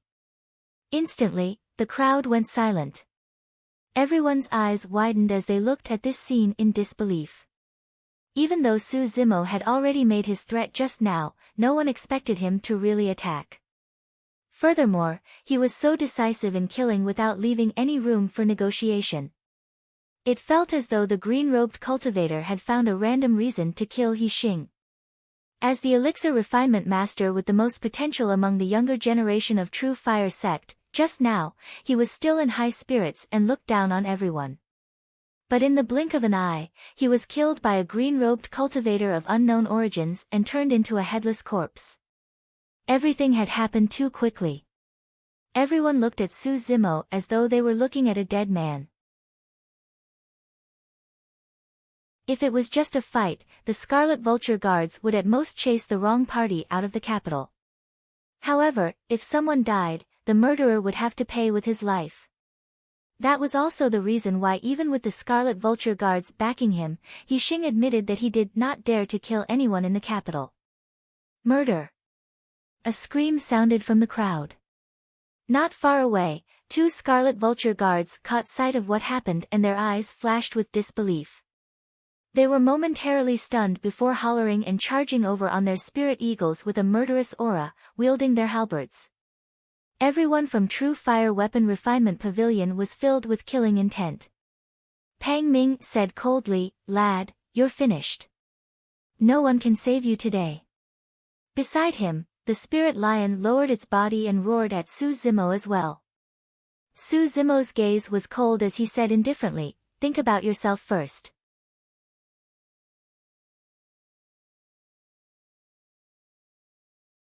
Chapter 279. When he heard Su Zimo's words, Pang Ming's heart skipped a beat. What did he mean by that? Did this green-robed cultivator dare to? Before Pang Ming could finish his thought, Su Zimo flashed and executed Divine Steed Fleeting. In the blink of an eye, he appeared before Pang Ming and said coldly, "Since you can't teach this beast a lesson, I'll teach it for you." A malevolent aura surged, suffocating and shuddering one's heart. In his daze, Pang Ming felt that it was not a human that was charging over, but a demon beast that was even more frightening than the spirit lion before him. The spirit lion seemed to have sensed the danger as well, and its fur stood on end. Its initially massive body expanded once more, looking exceptionally ferocious. Roar! The spirit lion roared at Su Zimo, shaking the void as it bared its fangs with a menacing expression. The lion's roar was extremely forceful and powerful, containing a tremendous amount of power. When it suddenly erupted, it was indeed intimidating to ordinary cultivators. However, Su Zimo did not seem to have heard it.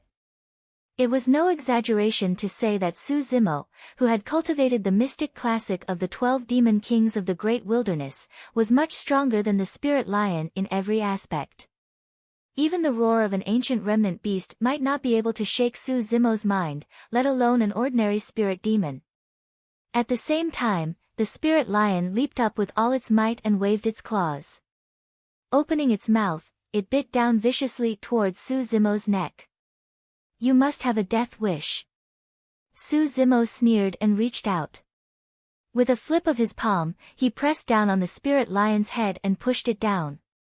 This was not some intricate move, it was a contest of strength. The spirit lion made use of the strength of its limbs to leap up. Coupled with the strong physique of demons, it should have had the advantage. Unexpectedly, right in front of everyone, the spirit lion had just leaped up when it was pushed back down by Su Zimo in an even more ferocious and savage manner. Bang! Pressing down on the spirit lion's head, Su Zimo slammed it into the ground savagely, causing the limestone to shatter and blood to splatter everywhere. There was a huge pit in the ground and the spirit lion's skull was shattered, it was already dead. Hiss! The cultivators who saw this were shocked and gasped in shock. How strong was this person's physical body? He had actually squashed a spirit demon to death with a single palm. This person must have cultivated some kind of powerful body-refining secret technique. Although he looks weak, the explosive power of his body is too fierce. Could he be from the Southern Mountains sect? It's said that the Southern Mountains sect's body tempering technique is the strongest among the 5 great sections. He doesn't seem to be from our Southern Mountains sect. I've never seen him before. Among the crowd, a southern mountains sect cultivator was confused. Pang Ming had just taken out a middle-grade flying sword when the spirit lion in front of him died. It was too fast. Ah! Seeing Su Zimo's eyes, Pang Ming was so scared that his whole body trembled. He felt his scalp go numb and his legs go soft. At this moment, he finally realized that the green-clothed man had no intention of letting him go at all. Stop! Not far away, two scarlet vulture guards shouted loudly as they dashed over. The spirit vultures beneath them emitted high-pitched and sharp cries as they stared fixedly at Su Zimo on the ground with ferocious gazes. Whoosh! Whoosh!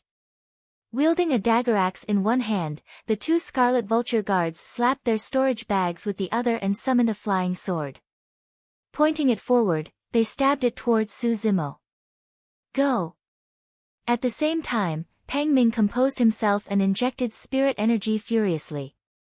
The flying sword in his palm shone brightly and pierced forward with a swoosh. 3 flying swords split into 3 different directions and tore through the air at the same time. Su Zimo sneered and lowered his body, almost sticking to the ground as he darted forward. Su Zimo's body was distorted to an unimaginable degree. Like a gigantic anaconda, he shuttled through the 3 flying swords unscathed. The next moment, Su Zimo stood in front of Pang Ming. Reaching out, he gripped Pang Ming's throat and squeezed. Snap! Pang Ming's throat was shattered and his eyes were widened so much that they almost popped out. His head tilted and his tongue lolled out as he fell limply to the ground, dead. In the blink of an eye, Su Zimo had already killed 2 people. The crowd was in chaos. This was the capital of Great Zhou. In broad daylight with the scarlet vulture guards nearby, no one expected that not only would this green-robed cultivator dare to kill, he would even claim 2 lives in a single move. This person is crazy. That thought flashed through most of the cultivators' minds as they hurriedly scattered in all directions, afraid that they would be implicated. Audacious thief! How dare you act so brazenly in the capital? In that short period of time, 2 scarlet vulture guards had already arrived. Far away, there were even scarlet vulture guards speeding over from the skies. There were also some white dots that were rushing over at lightning speed. Today, the scarlet vulture and white hawk guards were patrolling the capital. The white dots in the skies were the white hawk guards.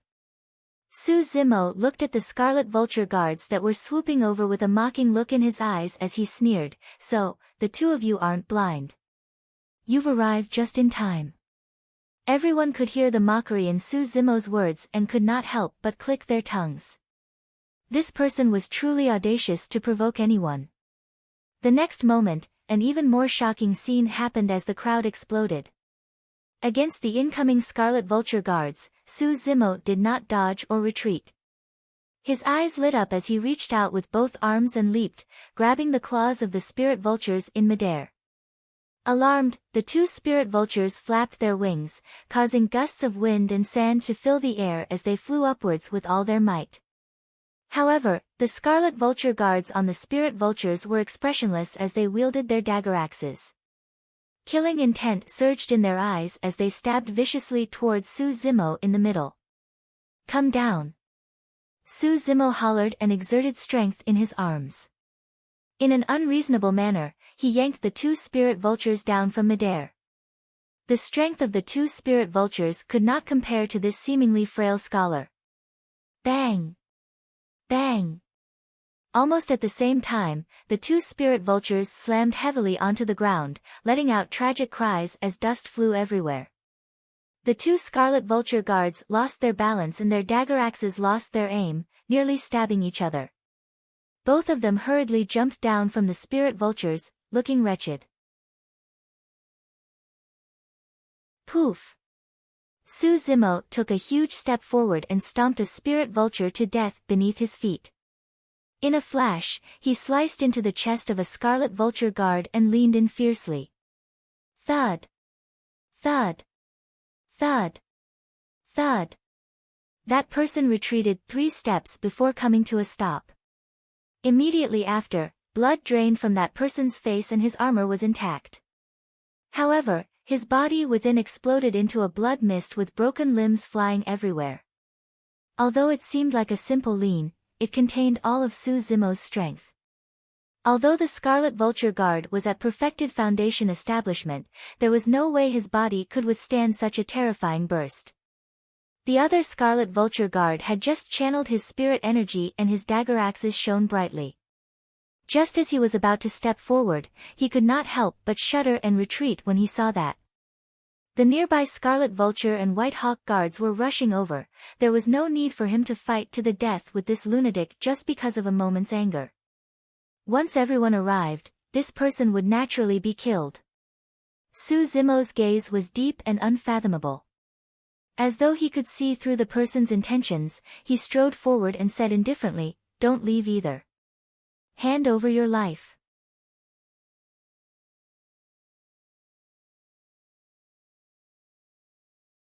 Chapter 280. Ah! The remaining Scarlet Vulture Guard hollered and a vicious glint flashed through his eyes. Given how Su Zimo had attacked just now, there was no way he could escape at this distance. His only hope of survival was to exchange a few more rounds with Su Zimo and wait for reinforcements from the other Scarlet Vulture and White Hawk guards. In the blink of an eye, Su Zimo had already closed in. The dagger axe in the Scarlet Vulture Guard's hands shone brightly as he channeled strength with both arms. The dagger axe trembled and drew a semicircle in midair, piercing towards Su Zimo with a chilling intent. Spirit energy surged and a spirit energy storm seemed to have formed around the dagger axe with a terrifying might. Su Zimo's expression was unchanged as he reached out with his palm and grabbed the incoming dagger axe in a seemingly effortless manner. Curl and tremble. The spirit energy storm around the dagger axe dissipated instantly. Buzz! The dagger axe trembled violently and the Scarlet Vulture Guard could not hold on to it any longer. His palm split open and he cried out in pain as his palm was already drenched in blood. Right in front of countless gazes, the moment the two sides made contact, the Scarlet Vulture Guard's weapon was already snatched away by this unknown green-robed cultivator. Everyone's eyeballs nearly popped out. He was only at late-stage foundation establishment but he was able to withstand a spirit weapon with his body and not lose? Just how strong was this person's physique? Su Zimo's gaze was cold as he gripped the dagger axe that he had snatched and stabbed in reverse, flicking it upwards. Poof! Blood flashed.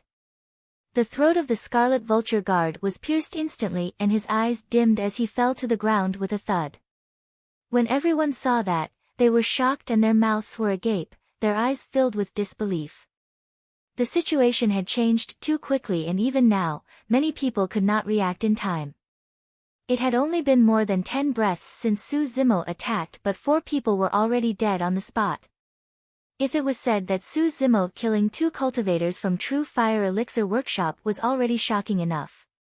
Later on, he'd made a decisive move and domineeringly suppressed 2 Crimson Vulture Guards, and it had already caused everyone to be astounded.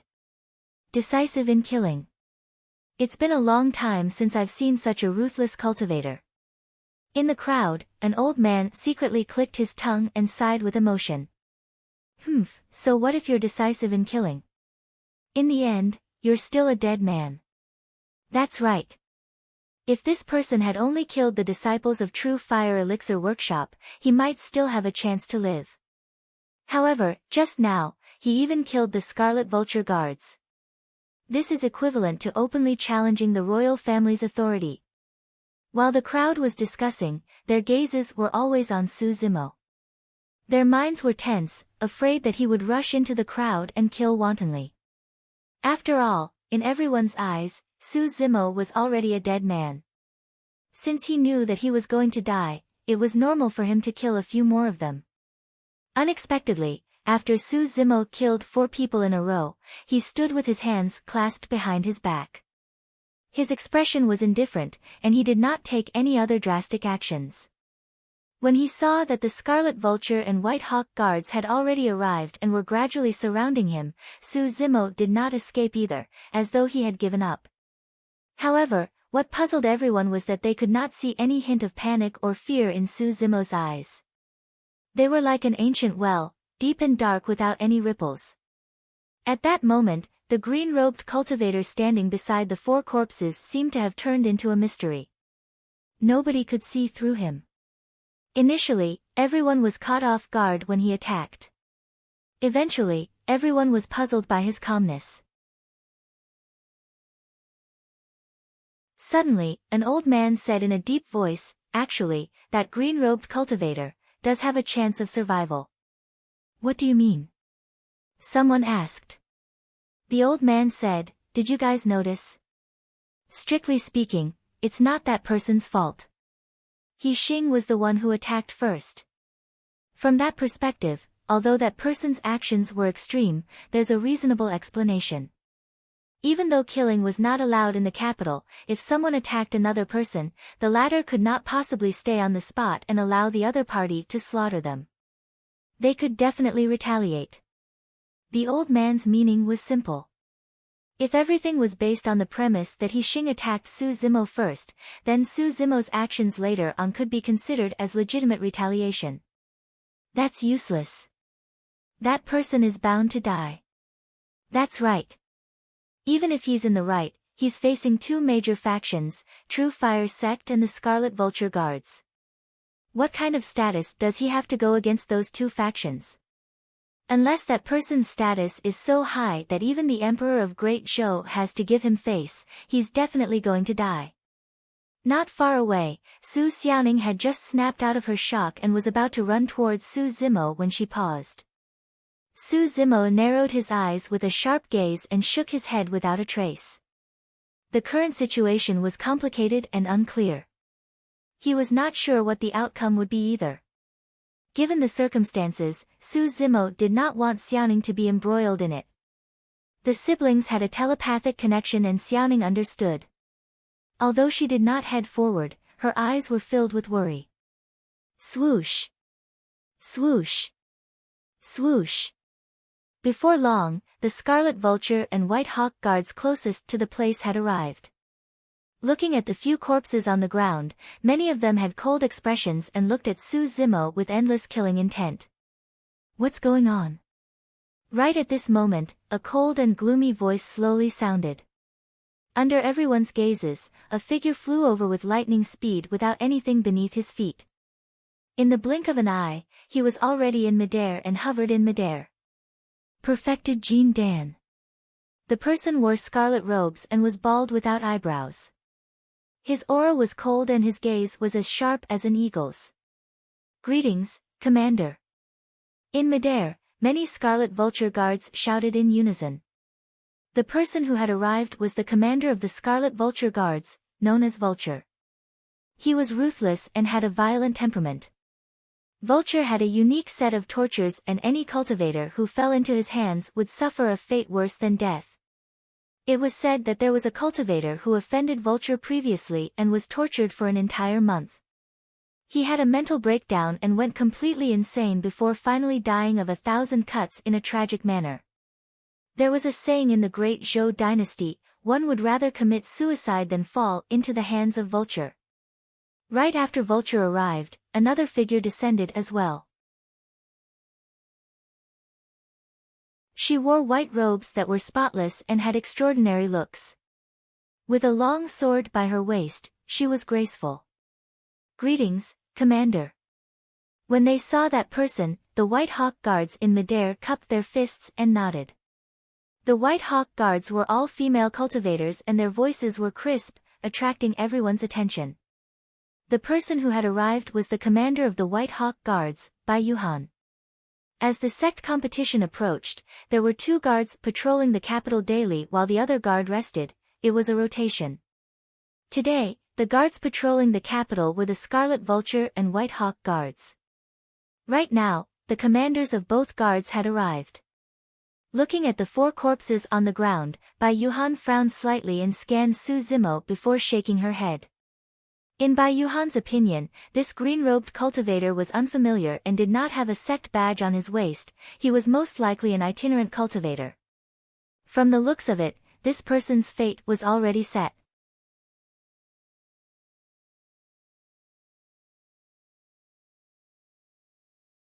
Chapter 281. What's going on? The commander of the Scarlet Vulture Guards, Bald Vulture, surveyed his surroundings expressionlessly and asked in a deep voice.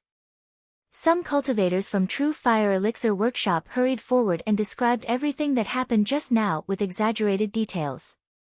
Fufufu, Bald Vulture looked at Su Zimo playfully with a cruel gaze and laughed maniacally.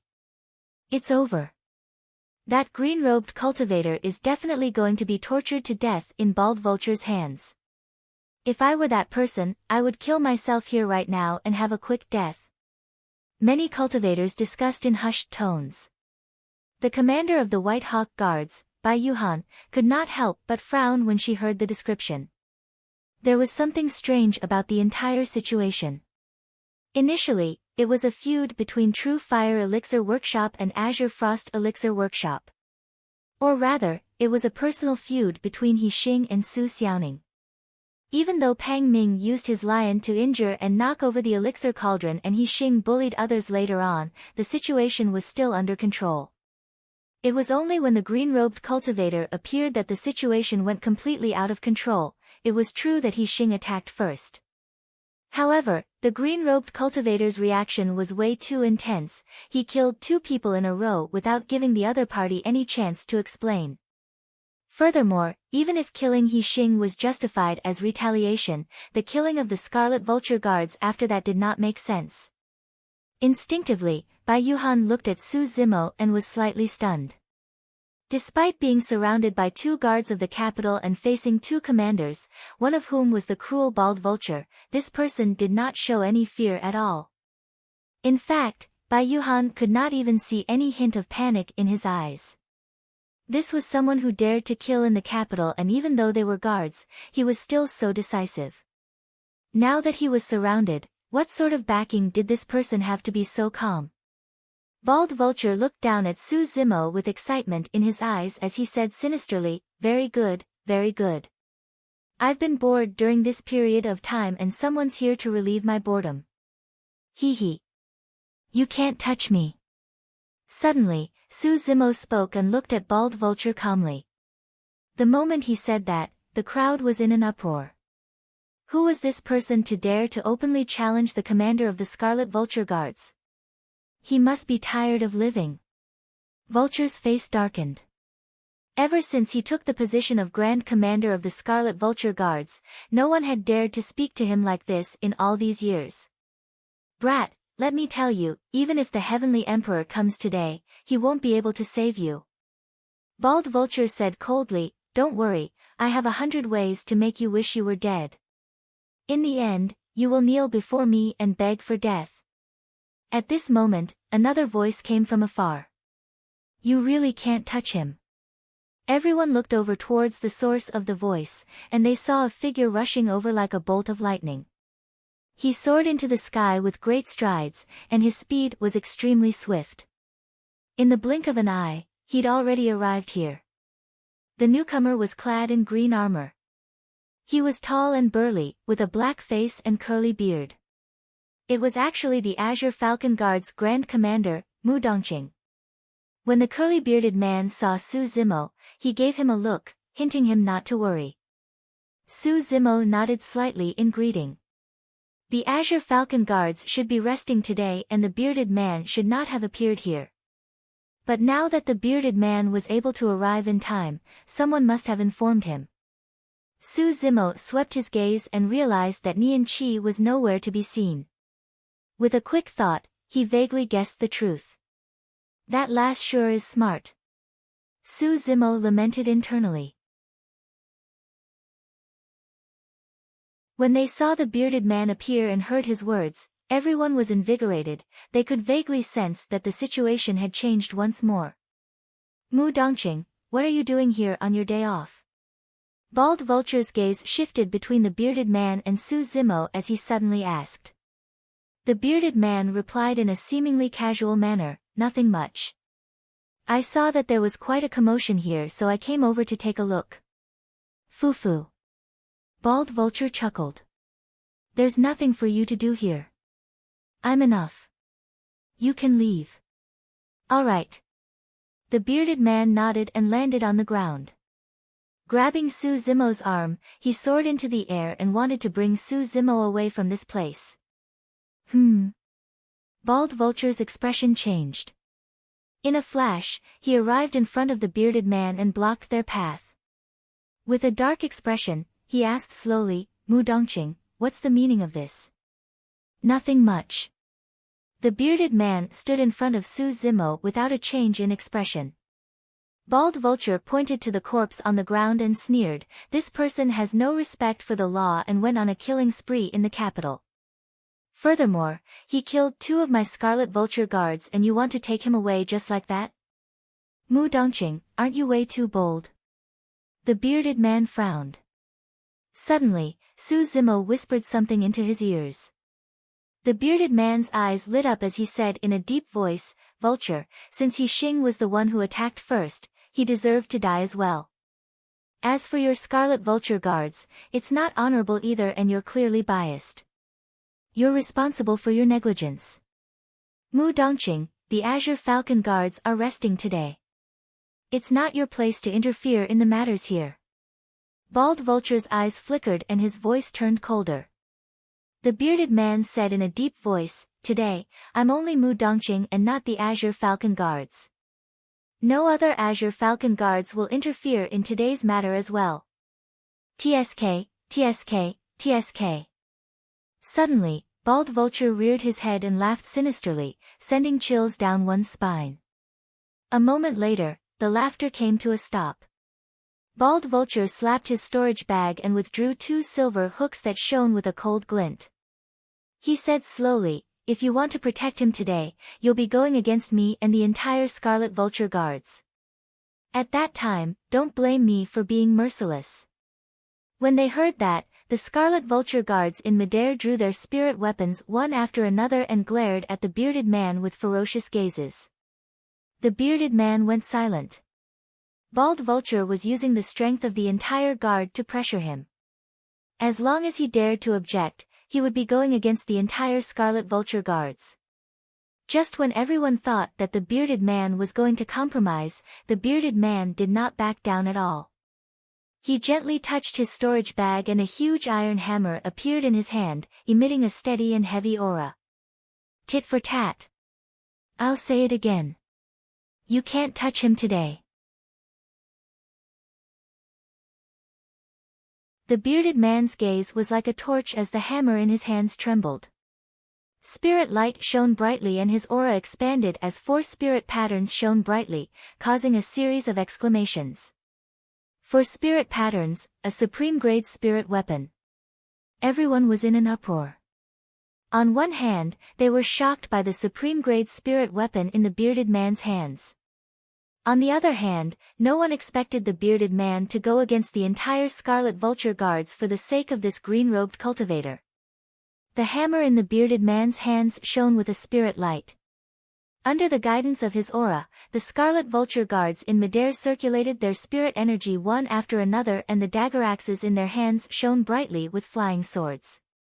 In the blink of an eye, both sides were ready to fight at any moment.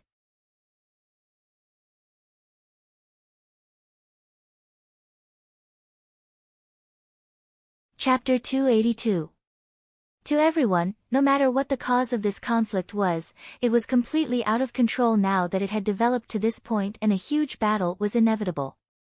With 2 Scarlet Vulture guards dead, there was no way Bald Vulture would back down in front of everyone, he had to seek justice. Otherwise, it would not be just him, the reputation of the entire Scarlet Vulture guards in the capital would be tarnished. Right now, the bearded man's attitude was akin to adding fuel to the fire. There was even less reason for Bald Vulture and the Scarlet Vulture guards to back down. In reality, contrary to everyone's expectations, Bald Vulture was caught between a rock and a hard place. Where did Mu Dongqing get his hands on a supreme-grade spirit weapon? Damn it!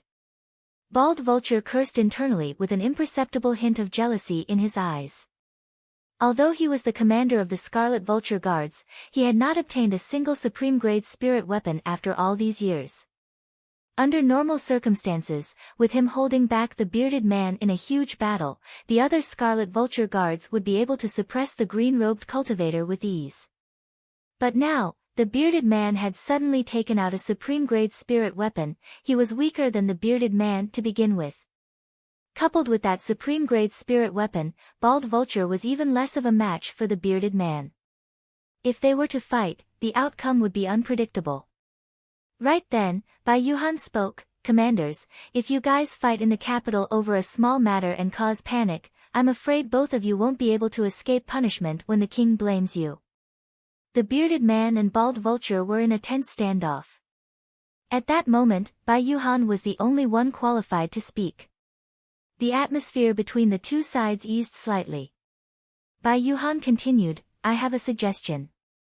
Both of you, commanders, take a step back and meet the emperor immediately for the king to decide." When they heard that, the bearded man and Bald Vulture heaved a sigh of relief at the same time. "I'm fine with that," the Vulture man sneered and took the initiative to speak. In his opinion, as long as he met the emperor, the bearded man would definitely be punished and the green-robed cultivator would not be able to escape death as well. The bearded man put away his weapon and nodded. "Sure." Bai Yuhan cupped her fists. "That's great. I'll head to the palace first to report this matter." With that said, Bai Yuhan turned and left. She transformed into a stream of light and disappeared before everyone's eyes in the blink of an eye. Sweeping his gaze between the bearded man and Su Zimo, Bald Vulture's eyes flashed with mockery. "Let's go. Let's see what you can say once we're in the grand hall of the palace with the might of the heavens." The bearded man smiled and did not reply. He turned to Su Zimo and asked in a low voice, "Sir, do you have any other instructions?" "Please wait a moment. Su Zimo comes to Ning." "Brother," Su Xiaoning frowned and looked worried. Her slender little hand grabbed Su Zimo's sleeve subconsciously, not daring to let go. She was so anxious that she was about to cry. "Why are you crying?" Su Zimo smiled and reached out his hand to rub Su Xiaoning's head lovingly, messing up the long hair on her forehead. When they were little, Su Zimo liked to mess up Ning's hair. Each time, Ning would fly into a rage and chase after Su Zimo. The two of them chased and fled, running across the lawn and streams. It was only until they were drenched in sweat and exhausted that they fell to the ground without caring about their image. Not only were their hair messy, their bodies were covered in dust and they looked wretched. At that time, the two siblings would look at one another and smile. Even if they were reprimanded by their eldest brother when they returned home, they would still enjoy it. Now that Su Zimo did that, he wanted to divert Ning's attention. Unexpectedly, she cried even more miserably and was sobbing uncontrollably. Su Zimo said gently, "Don't worry, I'm not going to die." Humph. When Yang Yu of Azure Frost Elixir Workshop heard that, she could not help but scoff coldly. Glancing sideways at Su Zimo, she said, "Do you think that you'll be able to come out alive after entering the palace?" Su Zimo's gaze swept across and a torrential malevolent aura burst forth. It was as though there was a thick stench of blood that caused one's heart to shudder. Yang Yu held her breath and swallowed the words that she was about to say. The corpses on the ground had yet to turn cold and the blood was still warm. Who would dare to provoke someone who dared to commit a massacre in the capital? Su Zimo patted Ning on the shoulder and said firmly, "Go back and wait for me. I'll come out to fetch you in a while." As though she could sense the confidence in Su Zimo's tone, Su Xiaoning stopped crying and asked softly, "Really?" "Yes." Su Zimo nodded. On the other side, Bald Vulture came before the cultivators of True Fire Elixir Workshop and said in a deep voice, "Go back now and inform the most prestigious cultivators of True Fire sect in the capital such as Elder Zhang and the others of True Fire Weapon Workshop to pay their respects to the Emperor." Understood. The cultivators of True Fire Elixir Workshop understood and turned to leave. Glancing sideways, Bald Vulture looked at Su Zimo who was not far away and sneered, "Lad, your backing is none other than Mu Dongqing. However, I'm telling you, no one can save you today." Su Zimo's expression was calm and fearless as he replied indifferently, "Don't be too sure of your words." The bearded man, Su Zimo and Bald Vulture moved and headed towards the capital, disappearing before everyone's eyes before long. If he meets the Emperor, that green-robed cultivator won't be able to escape death. If the commander of the Azure Falcon Guards wants to protect that person, he'll be implicated as well. Yes, although both sides are commanders of the capital's guards, there's still True Fire sect on the other side. If the elders and perfected beings of True Fire sect were to step forward to apply pressure, even the Emperor of Great Zhou would have to give them some face. That's right.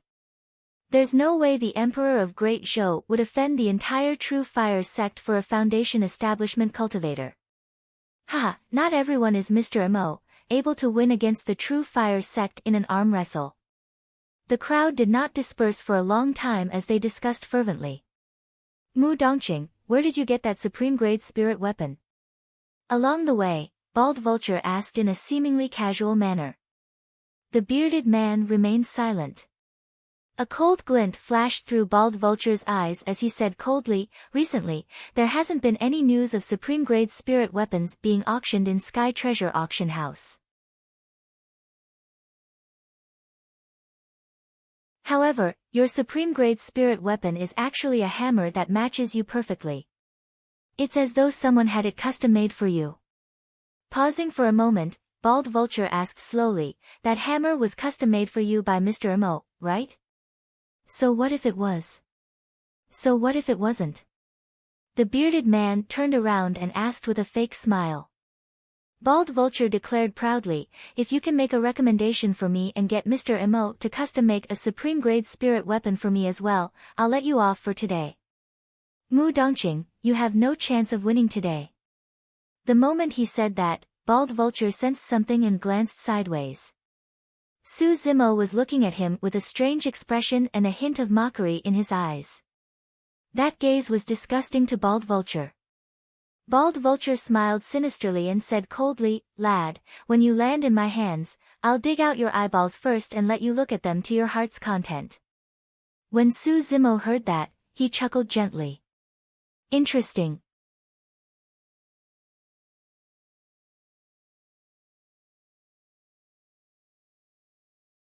Chapter 283. Rain Admiration Pavilion. It was an elegant place in the palace where members of the royal family would listen to and observe the rain. There was a pool of clear water in front of the pavilion with lotus flowers and leaves floating on it. Beside the pool, there were plantains and bamboos. Be it the spring rain or autumn rain, they would fall on different plants. Coupled with the different mental states of those listening to the rain, different sounds would ring in their ears and hearts with a unique charm. Not long after Su Zimo and the other two entered the palace, someone came forward and brought them here. There were only two people in the Rain Admiration Pavilion. One of them was Bai Yuhan, who had arrived first. The other person wore golden brocade robes and had shoulder-length hair. Standing in front of the window, he gazed at the skies. Although his back was facing everyone and his appearance could not be seen, there was an indescribable might that made one feel impressed. Greetings, Your Majesty. The bearded man and bald eagle hurriedly knelt on one knee and greeted with cupped fists. Yes, the Emperor's voice was deep and magnetic. Su Zimo's gaze flickered as he looked at the Emperor's back view. Reporting, right then, an Imperial Army soldier sprinted over and said in a deep voice, 10 elders of True Fire Weapon Workshop, True Fire Elixir Workshop request an audience. Granted, the Emperor replied once more as a reply. Bald Eagle glanced sideways at the bearded man provocatively and sneered repeatedly. The bearded man was unmoved and had a calm expression. Before long, 10 perfected Jin Dan streaked through the air and almost all of them were old men with white hair and beards. Although those Jin Dan perfected beings were from True Fire sect, they had stayed in the capital for hundreds of years. For example, Elder Zhang of True Fire Weapon Workshop was considered the youngest among the 10 of them. The Emperor did not turn back or say anything, merely gazing at the skies. Unknowingly, the skies were already filled with dark clouds and a downpour was about to happen. Nobody could figure out the thoughts of the Emperor of Great Zhou. Suddenly, the atmosphere in the Rain Admiration Pavilion turned oppressive and gloomy. Bai Yuhan stepped forward and said, "If anyone has anything to say it here. His Majesty will make the final decision." The 10 elders of True Fire sect exchanged glances. One of them stood out and pointed at Su Zimo. This man killed wantonly in the capital with no regard for the law. Not only did he kill 2 disciples of True Fire sect for no reason, he even killed 2 Scarlet Vulture guards. His intentions are punishable. Rumble. At this moment, there was a sudden clap of thunder. Near, heavy rain poured down like torrential rain. In the pouring rain, Vulture said slowly, "Your Majesty, this person ignores the law and is no different from challenging the majesty of the Emperor. If we don't kill him, we won't be able to face the Emperor. If we don't kill him, we won't be able to appease the anger of the people. If we don't kill him, we won't be able to uphold the law of the country.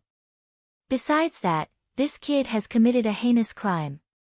As the Grand Commander of the Azure Falcon Guards, not only did Mu Dongqing not avoid arousing suspicion, he even stood out to protect this person and almost caused a huge battle to break out and cause the guards to kill each other. In my opinion, we should strip Mu Dongqing of his position as Grand Commander and imprison him for all eternity. Following Bald Eagle's words, the rain outside turned heavier. The raindrops fell on the banana leaf, fiercely and rapidly. There was actually a faint murderous intent that pervaded the rain-admiring pavilion. The Emperor stood with his hands behind his back, looking at the rain outside without saying anything. The Rain Admiration Pavilion fell into a momentary silence.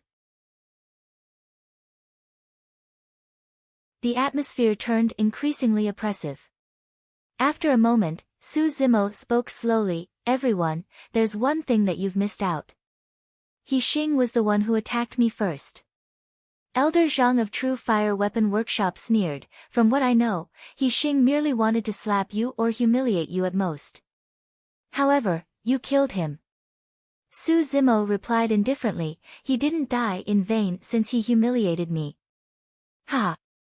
Elder Zhang burst into laughter. "What a joke. What's your status? He Xing has to pay with his life just because he humiliated you. Given my status, He Xing can't touch me. If he touches me, he'll die." Su Zimo said word by word. The expressions of the 10 elders of True Fire sect changed. They could vaguely sense that Su Zimo was not joking. Bald Eagle also realized that something was amiss with the situation. The fact that Su Zimo could remain so calm in front of the Emperor meant that he had something to rely on. Based on what? Elder Zhang grit his teeth and asked. Right then, another voice sounded from the Rain Admiration Pavilion. Based on the fact that he's the #1 weapon refinement master of the Great Zhou Dynasty, the owner of Mo's Spirit Weapon Workshop. Mo Ling. Everyone turned towards the voice and saw the Emperor turning around slowly, revealing his true appearance. His forehead was broad and he exuded an imposing aura without anger. His eyes were bright. It was the yellow-robed man who visited Mo's Spirit Weapon Workshop a few months ago. The moment he said that, apart from the bearded man, everyone present was stunned and dumbfounded. That green-robed cultivator was Mo Ling? Shouldn't Mo Ling be perfected Jean Dan? That person was only at late-stage foundation establishment. How could he refine supreme-grade spirit weapons? Elder Zhang's mind was in a mess. As a late-stage foundation establishment, how could Mo Ling have survived the assassination attempt a few months ago? If those words did not come from the Emperor's mouth, no one would believe it. Even now, everyone present was still doubtful and full of doubts. The bearded man was rather calm after knowing about Su Zimo's identity. However, a look of realization flashed through Bai Yuhan's eyes as she lamented internally, "So, that's your trump card. No wonder you're so calm." No matter what excuses True Fire Sect and Bald Eagle had, as long as Su Zimo revealed his identity, the situation would be reversed. Among them, the most confused person was the commander of the Scarlet Vulture Guards, Bald Eagle. How was that possible? Why did he suddenly, Bald Eagle thought of countless possibilities, but the only thing he did not expect was for the person before him to be Mo Ling. If that was the case, He Xing's attempt to humiliate the #1 weapon refinement master of the capital of Great Zhou could only be considered as asking for it and deserved to die. Unknowingly, the rain outside had stopped. The downpour came suddenly and stopped just as quickly. The emperor looked at Su Zimo with a bright gaze and smiled. "Mr. Mo, long time no see. How have you been?" Initially, the emperor thought that his sudden appearance would definitely shock Su Zimo. However, on the contrary, Su Zimo's expression was calm and he looked extremely calm. Su Zimo merely bowed slightly and cupped his fists. "You flatter me." The reason why he was so calm was because Su Zimo had already vaguely guessed the identity of the yellow-robed man a few months ago. Bald Eagle knew that his previous actions had already incurred the wrath of Su Zimo. At that moment, he made up his mind and said in a deep voice, "Even if you're Mo Ling and it's perfectly justifiable for you to kill He Xing, why did you kill my Scarlet Vulture guards?" Su Zimo said, "Previously, the Scarlet Vulture guards chose to turn a blind eye to He Xing and Pang Ming's lion attacks. Why is it that when it comes to me, the Scarlet Vulture guards want to kill me without a second word? Lord Commander, I even suspect that you and True Fire's sect have ulterior motives and work together to set up this trap in Yongxing City to kill me." The moment he said that, the expressions of the 10 elders of True Fire's sect and Bald Eagle changed. Su Zimo's words were akin to a battle of words and were enough to strike at their hearts. Prior to this, the Emperor of Great Zhou had clearly announced that no one was to find trouble with Mo Ling in the future. But now, they had coincidentally gotten into a conflict with Mo Ling. If they could not explain it clearly, it would be easy for the Emperor of Great Zhou to misunderstand.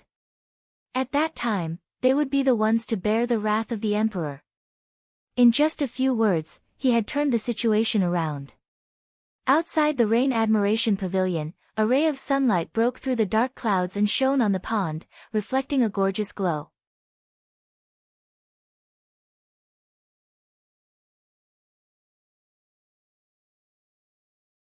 Chapter 284. Bald Vulture broke out in cold sweat and knelt on the ground hurriedly, saying in a deep voice, "Before this, I didn't know Mr. Mo at all, let alone set up a trap with True Fire's sect. Please investigate, Your Majesty." Elder Zhang of True Fire Weapon Workshop widened his eyes like a dead fish, as though he wanted to bite off a piece of flesh from Su Zimo. The person before him was Mo Ling, the #1 weapon refinement master of Great Zhou who could customize supreme-grade spirit weapons. How old was that person? He was only in his 20s and True Fire Weapon Workshop had been established in the capital for thousands of years with a deep foundation. Yet, they were defeated by this young man before him. The other elders of True Fire's sect were also flustered by the news with terrified expressions. When she saw that, Bai Yuhan, the commander of the White Hawk Guards, shook her head gently and sighed internally. In reality, if the green-robed cultivator before her was an ordinary person, even if He Xing was the one who provoked him first, the Emperor would definitely side with True Fire's sect and the Scarlet Vulture Guards. That person would not be able to escape death. But now, the green-robed cultivator had an additional identity. At the very least, Mo Ling's identity was enough to go against True Fire's sect in the capital of Great Zhou. In fact, his influence for the past 2 years had even surpassed them. True Fire's sect and the Scarlet Vulture Guards had bumped into an iron plate and could only admit that they were unlucky. The Emperor pondered for a moment before declaring, True Fire's sect was the one who bullied others and used the lion to injure others first. He Xing provoked Mr. Mo and he deserved to die on the spot. Bald Vulture, you're from True Fire's sect and can be considered half a disciple. It's clear that you're biased in this matter. Furthermore, you failed to manage your subordinates well and failed to contain the matter within a controllable range immediately. That's your fault. If the Scarlet Vulture Guards could stand out to uphold justice after Pang Ming used the lion to injure others, Su Zimo would not have killed on the streets.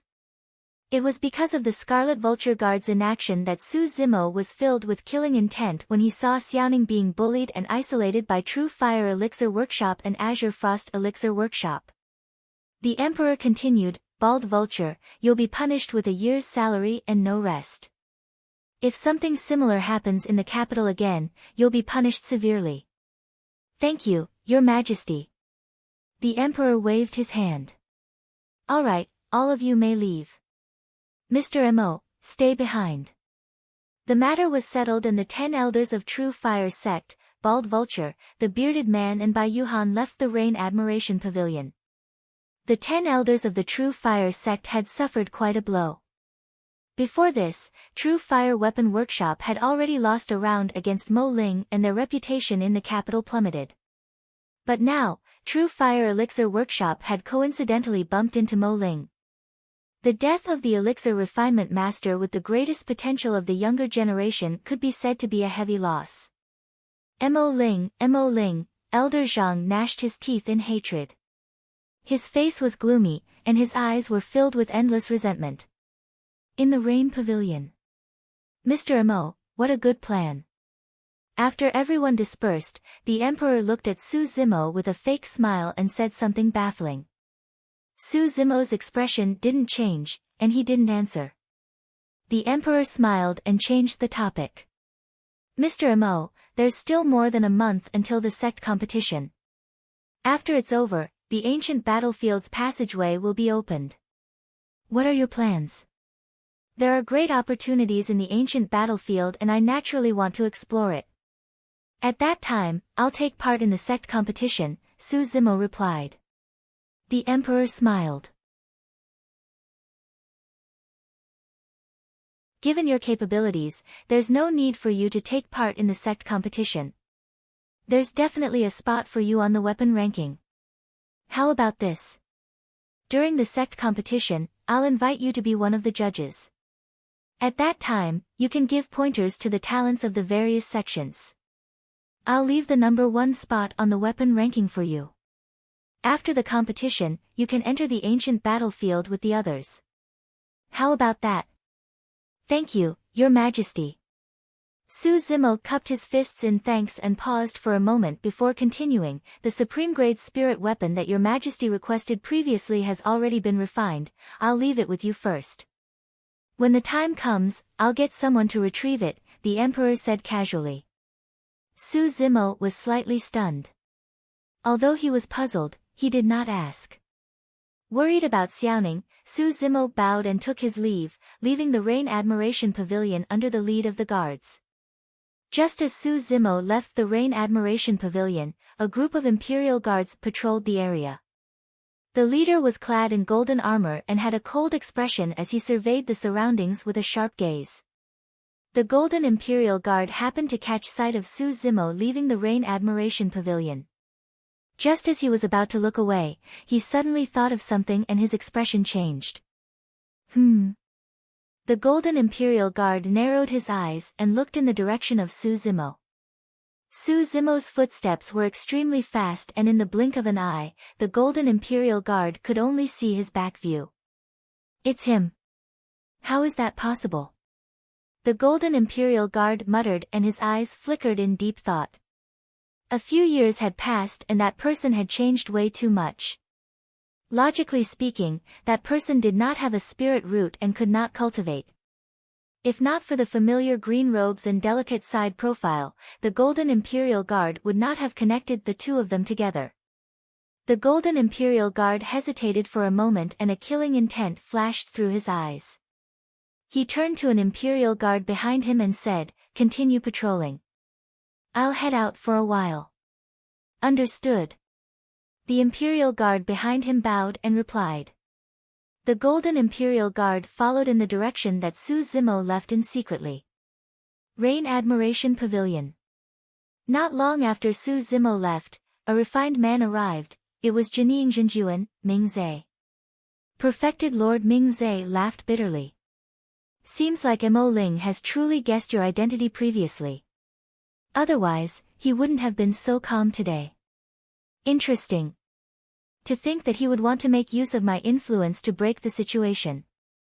The emperor smiled as well and asked, "What's the name of the woman from Azure Frost sect who was injured by the spirit lion?" Perfected Lord Mingzhe replied, "I heard that her name is Su Xiaoning and she refers to Mo Ling as his sister. Her background is unknown and no one has heard her mention it before." However, according to the other disciples, this woman is rather close to the third princess in Azure Frost sect. The emperor frowned. Perfected Lord Mingzhe analyzed, there are two possibilities for their surnames being different. Firstly, Mo Ling's surname is Su. Secondly, Su Xiaoning is his sister. However, no matter which possibility it is, it proves that Su Xiaoning is extremely important to Mo Ling. The emperor nodded and his eyes shone with a wise glint as he said slowly, on the surface, He Xing's death was due to He Xing attacking first to teach Mo Ling a lesson. However, in reality, it was clear that Mo Ling wanted to stand up for his sister and lured He Xing into attacking first. That was the reason why he killed on the streets. That's right. That He Xing was foolish and did not understand the situation clearly. If he really wanted to teach Mo Ling a lesson, he would have lost his life instead. Perfected Lord Mingzhe shook his head and lamented. The emperor said leisurely, "I've pointed out something to him earlier on. I believe he understands." Perfected Lord Mingzhe said, "Yes, the fact that your majesty did not expose his intentions in front of everyone is a huge favor for him. As for Su Xiaoning's identity, the third princess might know something." "Yes," the emperor nodded. "Shua will be back soon as well."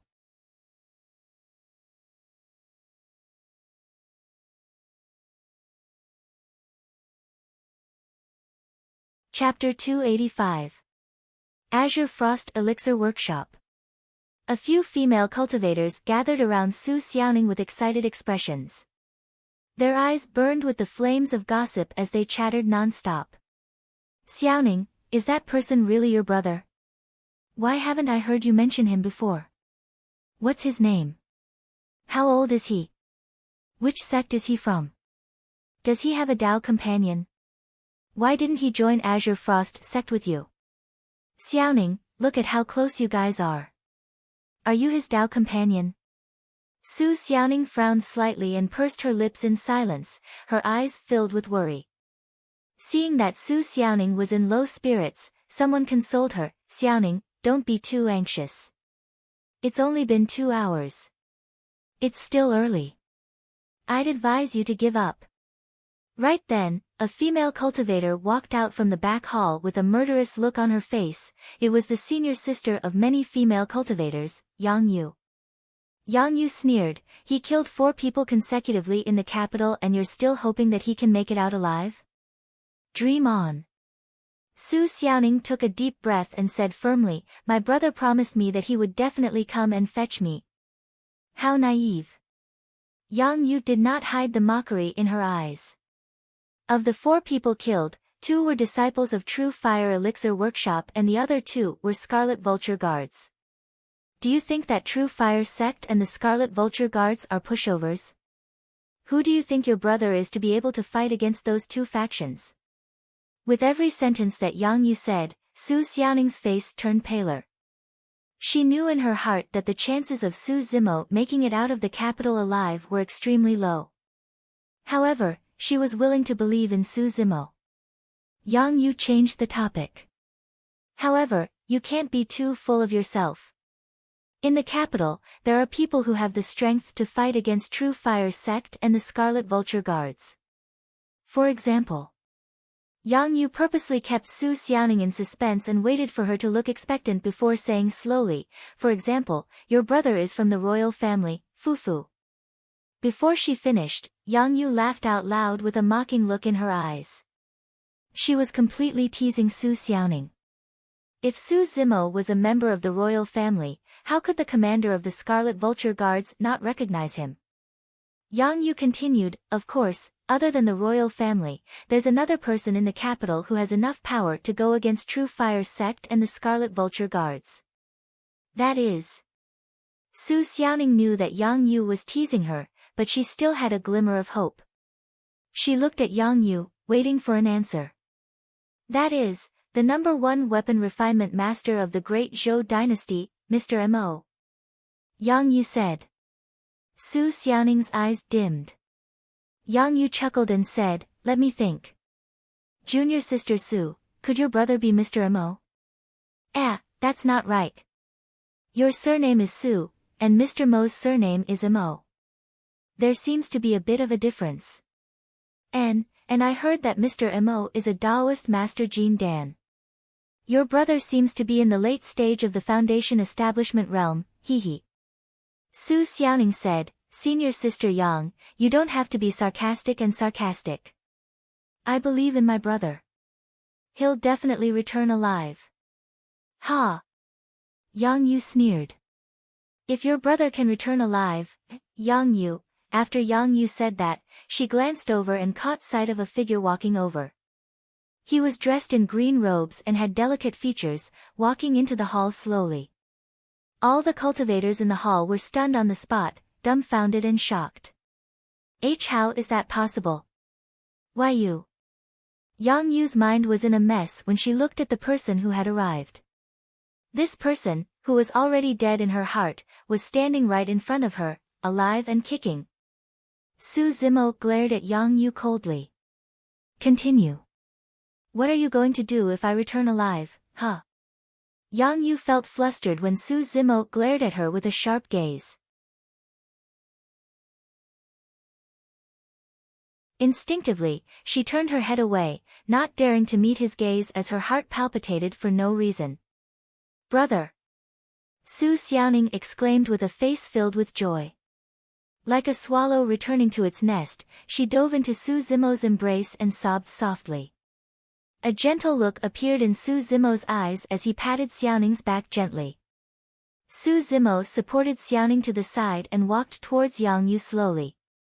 His expression was cold and his gaze was sharp as a knife, exuding a chilling killing intent. What are you trying to do? This is Azure Frost Elixir Workshop. You're not allowed to act brazenly here. Yang Yu was a little flustered as she hollered fiercely. However, she was retreating instinctively. I even dare to kill in the capital. Do you think that I won't dare to kill in Azure Frost Elixir Workshop? Su Zimo continued approaching with a cold gaze. Yang Yu swallowed a mouthful of saliva as her heart grew increasingly flustered and terrified. Although she was at perfected foundation establishment and was a level higher than Su Zimo, she was completely intimidated by Su Zimo's aura at that moment. Who wouldn't be afraid of someone who dared to go on a killing spree in the capital and even walked out of the palace unscathed? Even perfected being Jin Dan of Azure Frost sect was wary, let alone Yang Yu. Without knowing Su Zimo's identity, no one dared to touch him. Someone who could survive the combined suppression of True Fire sect and the Scarlet Vulture guards must have an extremely high status. Who would dare to touch him? Before long, Yang Yu was already leaning against the wall with nowhere to retreat.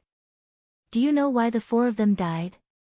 Su Zimo came before Yang Yu and asked with a narrowed gaze. Yang Yu's face was pale as she shook her head. Su Zimo said slowly, that's because they bullied Xiaoning.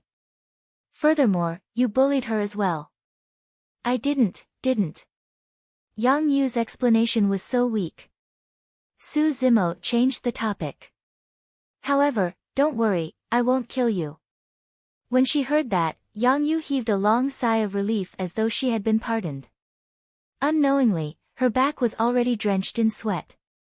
A playful look flashed through Su Zimo's eyes as he smiled. The reason why I won't kill you is because someone else will. Yang Yu's heart that had just calmed down started pounding once more. Right then, Su Xiaoning ran over and pulled Su Zimo away. She looked at Yang Yu and said, Senior Sister Yang, does the deal we agreed on previously still count? I'll sell this elixir furnace to you and you'll give me 5,000 superior grade spirit stones or a superior grade spirit weapon. With that, Su Xiaoning took out an elixir furnace from her storage bag. This elixir furnace was the reason why He Xing of True Fire sect coveted it and caused a series of conflicts. After being soaked in Xiaoning's blood, the elixir furnace was already extraordinary. Furthermore, Su Zimo could tell that Xiaoning was extremely fond of this elixir furnace. Why was she selling it now? Xiaoning, why are you selling this furnace? Su Zimo asked in confusion. Su Xiaoning said seriously, brother, I noticed that you've been empty-handed the entire time. I'm sure you don't have a suitable spirit weapon.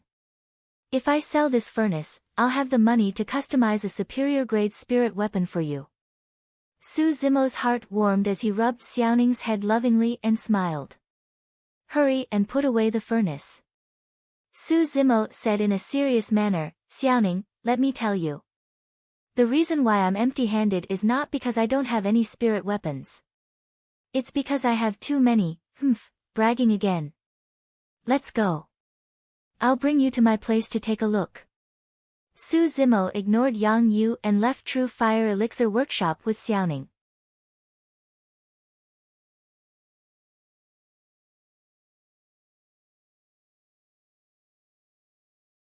Chapter 286. By the time they left Azure Frost Elixir Workshop, it was already evening and there were fewer people on the streets. The siblings had not seen each other for a few years and naturally had a lot to talk about. Senior sister Yang even said that only people from the royal family or Mr. Emo can return safely. Hee, so my brother can do it too. She's not wrong about that. Ah. That's because I'm Mr. Emo, I don't believe you. Su Zimo smiled and did not explain, leading Xiaoning straight to Mo's spirit weapon workshop. Before long, the two of them arrived at the entrance of Mo's spirit weapon workshop. Under Su Xiaoning's confused gaze, Su Zimo knocked on the door of Mo's spirit weapon workshop. Before long, a stunning young girl with yellow hair popped her head out. It was Nian Qi. Young master. When Nian Qi caught sight of Su Zimo, her face was filled with joy as she called out crisply.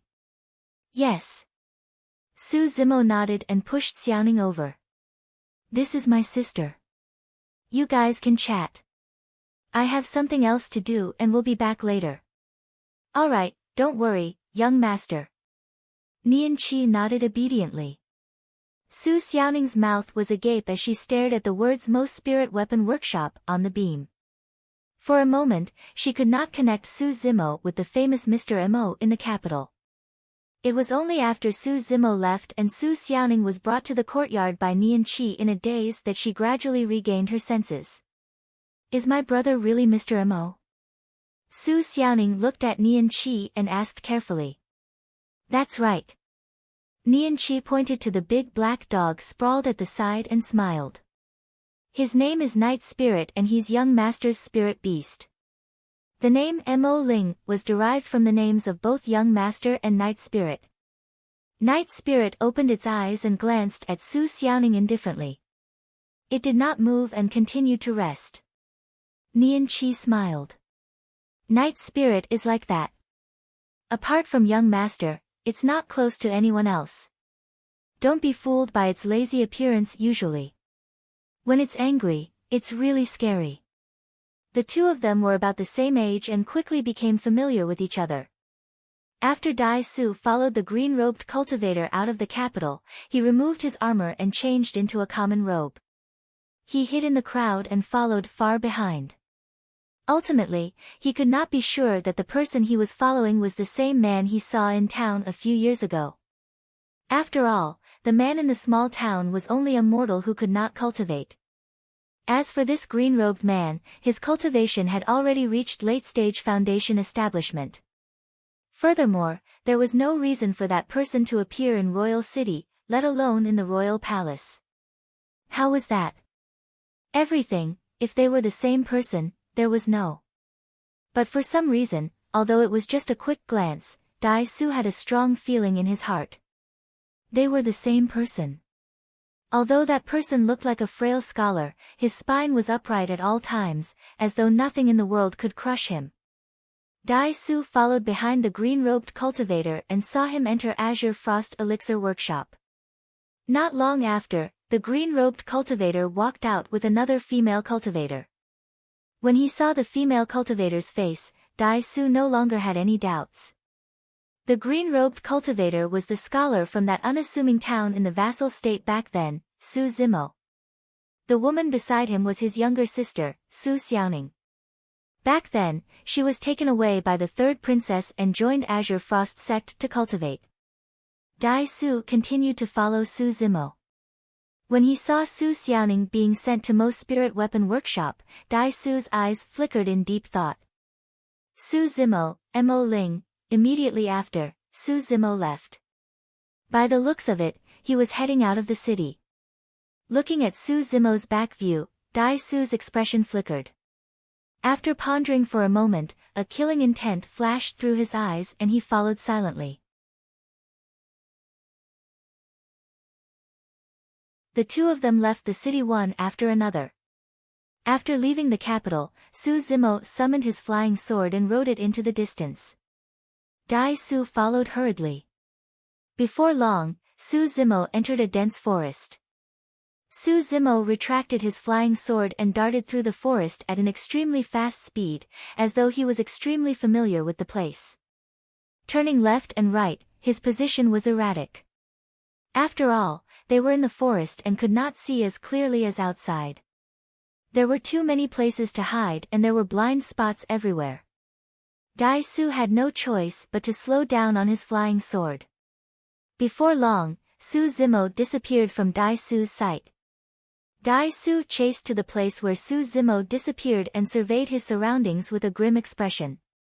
At that moment, the night was getting darker and the moon was above the willow branches. The beasts in the forest had already started coming out of their caves. The forest was dark and the roars of spirit beasts could be heard from time to time.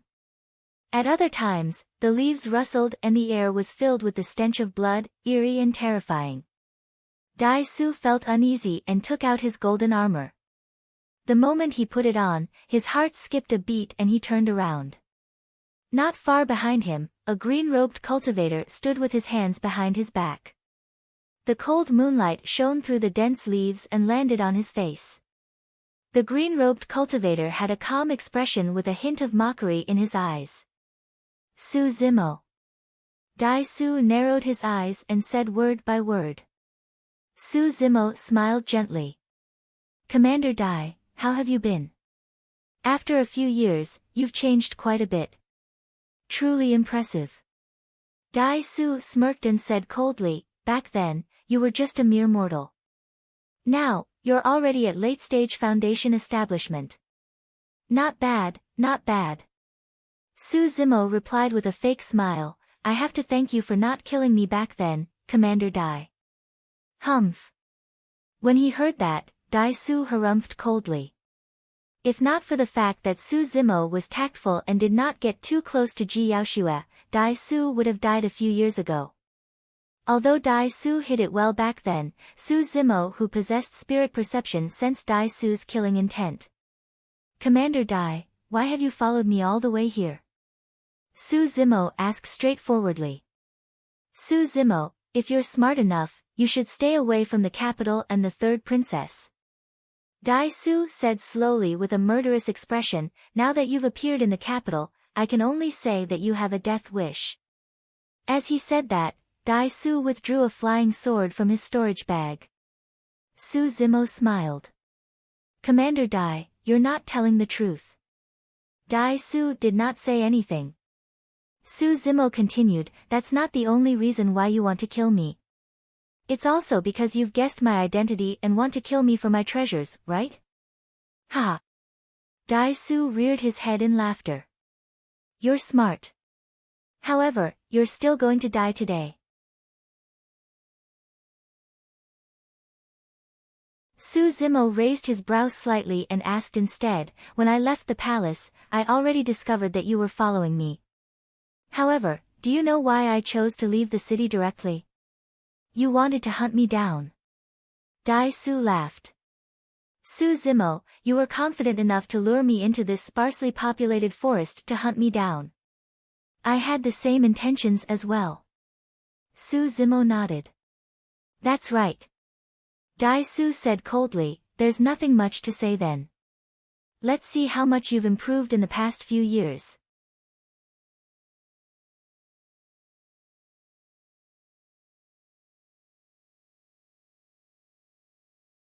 Chapter 287. This time round, both of them were filled with killing intent. Furthermore, both of them were confident that they could kill the other party. That was the reason why Su Zimo lured Dai Su out of the capital. Even though Dai Su knew that Su Zimo was doing it on purpose, he chased after him fearlessly as well. The two of them were each other's prey. The only thing that mattered was who had the stronger methods. Channeling his spirit energy, Dai Su's body shone with a bright light as a spirit meridian appeared, emitting a bedazzling glow. You're only at late-stage foundation establishment while I'm a meridian cultivator. What are you going to use to fight me? Sneering coldly, Dai Su channeled his spirit energy and the flying sword in his hands buzzed as 3 spirit patterns shone. Superior grade spirit weapon. Shu. A sword beam tore through the void and sped towards Su Zimo. At the same time, Dai Su waved his sleeves and conjured hand seals. He hollered and pointed forward. Roar! A deafening roar sounded out of nowhere. A spirit demon formed from spirit energy appeared in the void. With a menacing expression, it reared its head and roared into the skies, emitting a shocking killing intent as it charged towards Su Zimo. The flying sword and spirit art arrived at the same time. Su Zimo's expression was unchanged as he interlocked his thumb and middle finger, forming a strange hand seal before pushing it forward slowly. Fiend suppression seal. There was no probing. The moment he attacked, Su Zimo released the strongest spirit art he had learned. The spirit energy in his dantian surged wildly into the hand seal that Su Zimo conjured. Boom! Accompanied by a loud bang, a gigantic golden palm descended from the skies. It tore through the firmaments and crushed the air currents, crushing towards the spirit demon and flying sword in a terrifying manner. Dai Su's expression changed. He could clearly see that the gigantic golden palm seemed to be formed from spirit energy. However, it was corporeal, as though it was the palm of a god that had descended from the heavens to suppress all evil in the world. Bang! In mid-air, the ferocious roaring spirit demon collided with the giant golden palm. Immediately, cracks appeared on its body. In the blink of an eye, it dissipated in mid-air. Dai Su's expression changed. Under normal circumstances, given his spirit energy of a single meridian foundation establishment, the spirit art he conjured would definitely be able to defeat a late-stage foundation establishment cultivator with ease. But now, the situation was exactly the opposite. There was only one possibility. His opponent's spirit art was extremely powerful, far more powerful than his own. In midair, Dai Su's flying sword was pressed against the center of the giant golden palm, unable to move an inch. Moreover, the sword was trembling and bending. Its spiritual energy was unstable and showed signs of collapsing. It seemed that it would not be able to hold on any longer. Dai Su sneered, and the spiritual energy in his body began to circulate again. Whoosh! Another beam of spiritual light shot out from Dai Su's golden armor. 2 spiritual veins. The spirit-peering art would not be able to detect how many meridians a foundation establishment cultivator had opened unless the cultivator revealed it himself. But now, Dai Su had already revealed 2 spirit meridians. Spiritual energy surged in the 2 spiritual veins with a majestic aura. Dai Su controlled the flying sword, causing it to shine brightly as its strength rose rapidly. The sword's blade was straight and sharp as it blocked the gigantic golden palm. No matter how strong the fiend's suppression seal was, there was a limit to it and it could not make up for the difference in their cultivation realms. Su Zimo, if that's all you're capable of, this day next year will be the anniversary of your death. The fact that Dai Su could still divert his attention to speak in such an intense clash of strength was proof that he still had some strength left.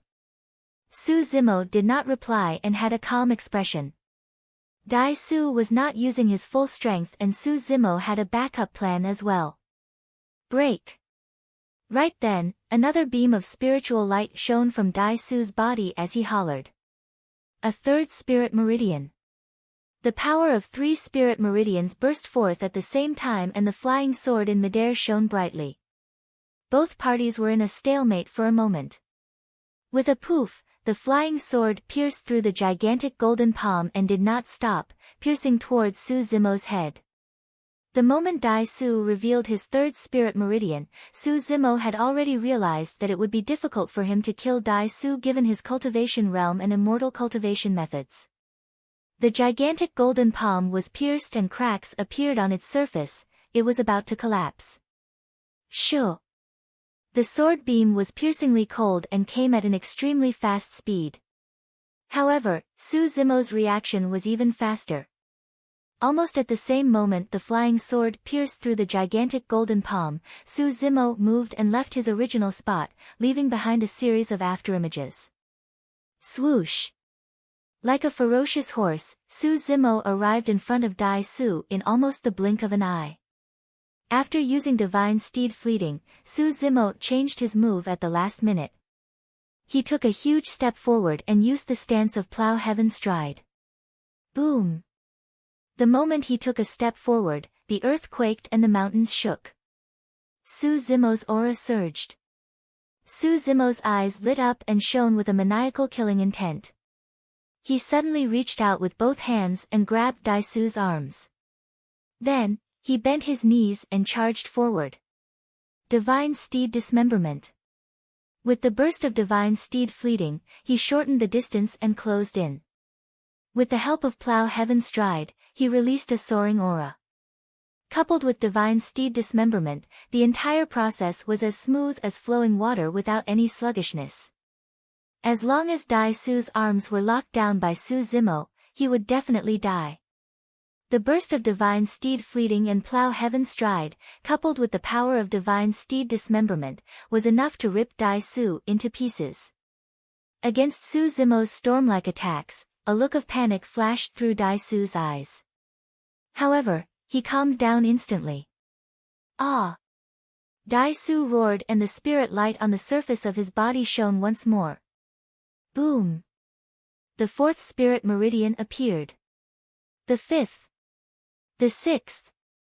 In the blink of an eye, 6 spirit meridians appeared on the surface of Dai Su's body. Dai Su's aura surged and his spirit energy was rich as he entered a berserk state. 6 Meridian Foundation Establishment. There were not many Foundation Establishment cultivators who could unlock 6 spirit meridians out of the 8 extraordinary meridians. Furthermore, not every meridian had the same difficulty. The further one went, the harder it was. Unless one entered the ancient battlefield and obtained an even greater opportunity, unlocking 6 meridians was almost the limit in Tianhuang mainland. Initially, Dai Su did not use his full strength. That was because in his opinion, Su Zimo was only at late-stage foundation establishment and his cultivation realm was far inferior to his. There was no need for him to do so. The outcome of this battle was already decided. But now, after Su Zimo released such a domineering attack, Dai Su realized that this battle was not as simple as he had imagined. The spirit energy of all 6 meridians burst forth instantly. You must have a death wish. Dai Su's gaze was ferocious as he clasped his hands in front of him, forming a gigantic ball of spirit energy that blocked in front of Su Zimo. The ball of spirit energy contained almost all of Dai Su's strength and was not to be underestimated. Su Zimo narrowed his eyes. If Dai Su was only at 3 or even 4 Meridian Foundation establishment, Su Zimo was confident that he could kill the latter with the burst of his physique. But now that Dai Su had released the power of 6 Meridian Foundation establishment, Su Zimo could not take him head-on with just his physique alone. At that moment, the combination of Divine Steed Fleeting and Plow Heaven Stride caused Su Zimo's momentum to be too ferocious and it was too late for him to change his move. Channeling the bloodline. Rumble. Splash. A terrifying sound echoed from Su Zimo's body. It sounded like rumbling thunder and surging tides with a terrifying might.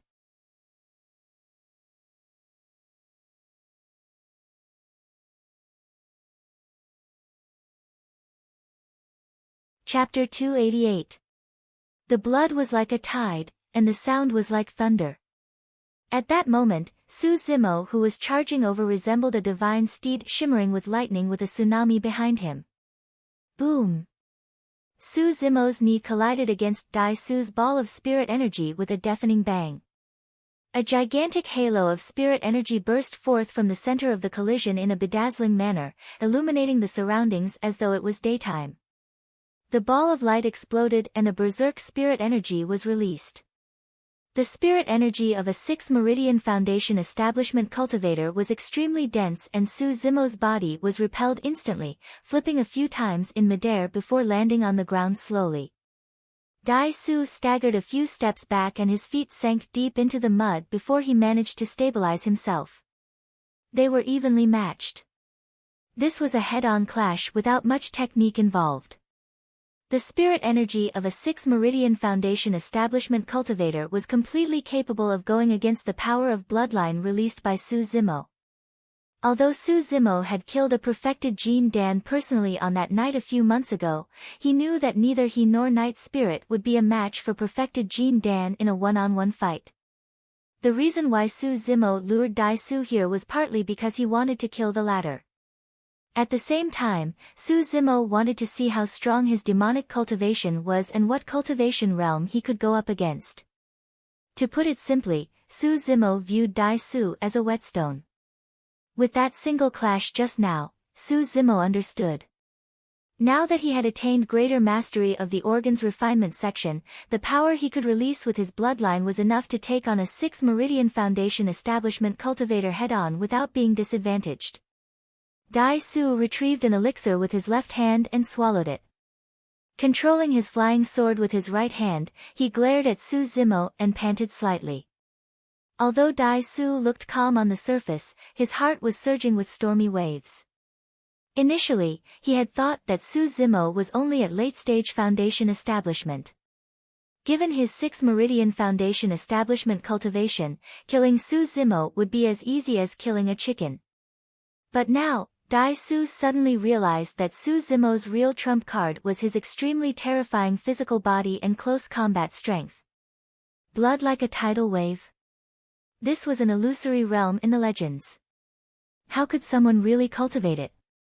Even ancient ferocious beasts might not be able to successfully cultivate it, right? The pill that he had just swallowed had already turned into a rich spiritual energy that surged between the 6 spirit veins, replenishing the spiritual energy that he had consumed earlier. Whoosh! Dai Su was the first to make a move. He pointed his finger forward and the flying sword turned into a streak of rainbow light and sped away. In a flash, Su Zimo avoided the flying sword by a hair's breadth. Ta! Ta! In just a few steps, Su Zimo had already arrived in front of Dai Su. Dai Su's expression was unchanged as he conjured a hand seal, conjuring a spirit energy sword in front of him and stabbing towards Su Zimo's face in reverse. At the same time, the superior grade flying sword that was initially in midair turned around and arrived behind Su Zimo. Break it! Roaring, Su Zimo's bloodline surged as he swung his arm, drawing a semicircle in midair. Using his fist as a seal, he slammed down heavily against the incoming spirit energy sword. Snap! A crack appeared on the spirit energy sword and extended rapidly, covering the entire sword. Dai Su shuddered and a look of shock flashed through his eyes. At the same time, Su Zimo did not even turn back or look. Instead, he twitched his arm in reverse and placed it gently on the incoming flying sword like an elephant's trunk. One coil and one tremble. The spirit energy on the superior grade flying sword dissipated and in the blink of an eye, it landed in Su Zimo's palm. Swash! Without stopping, Su Zimo snatched the superior grade flying sword and stabbed it towards Dai Su's head.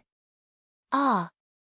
Exclaiming, Dai Su exerted strength in his legs and leaped up. Clang! The superior grade flying sword struck Dai Su's armor in front of his chest. The golden armor on Dai Su's body shone with 3 spirit patterns and released a strong defensive power. The flying sword merely pierced through it and found it difficult to advance any further. It was a superior-grade defensive armor. Dai Su had a horrified expression and broke out in cold sweat. Just now, even though they had only exchanged a single blow, he would have been a dead man if not for the golden armor on his body. Kill! Dai Su hollered and conjured a spirit art with both hands, sending it towards Su Zimo, who was right in front of him. Bang! Bang! Waving his fists, Su Zimo dispersed the incoming spirit energy with 2 punches and paused for a moment. Dai Su took advantage of the collision of the 2 forces and retreated rapidly. He took out a flying sword and leaped into the air, speeding in the direction of Royal City. Realizing that he was not a match for Su Zimo, Dai Su made a prompt decision and chose to escape without hesitation. There was no way Su Zimo would allow Dai Su to return alive as he chased after him. The 2 of them shuttled through the forest in pursuit, alarming countless birds and beasts.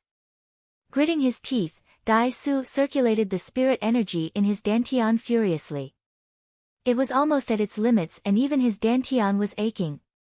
He knew that he would definitely die if Su Zimo caught up to him. The difference in their cultivation realms was not small and there was a huge difference in the speed of sword kinesis flight as well. As long as he could leave this forest, Su Zimo would not be able to catch up to him no matter what methods he had. Su Zimo shuttled through the forest and his bloodline surged endlessly. At the same time, he was already at his limits and was getting closer to Dai Su. Su Zimo's gaze was calm as he glared at Dai Su's back view coldly. The edge of the forest was not far ahead. He had to kill Dai Su before the latter escaped from the forest. A demonic glint shone in Su Zimo's eyes as he reared his head and howled. Suddenly, an extremely terrifying aura burst forth from his body and filled the forest. It was enough to make all beasts bow down. This was something even more terrifying than the power of bloodline, the power of blood chi. Within the scarlet fog, Su Zimo's figure was faintly discernible. His eyes were pitch black like ink and he was like a peerless demon that walked in the darkness, chasing after prey that was not far away. Suddenly, Dai Su felt his heart skip a beat. It was as though he was being targeted by an ancient ferocious beast, his scalp tingled as though there were thorns on his back. Instinctively, Dai Su turned back.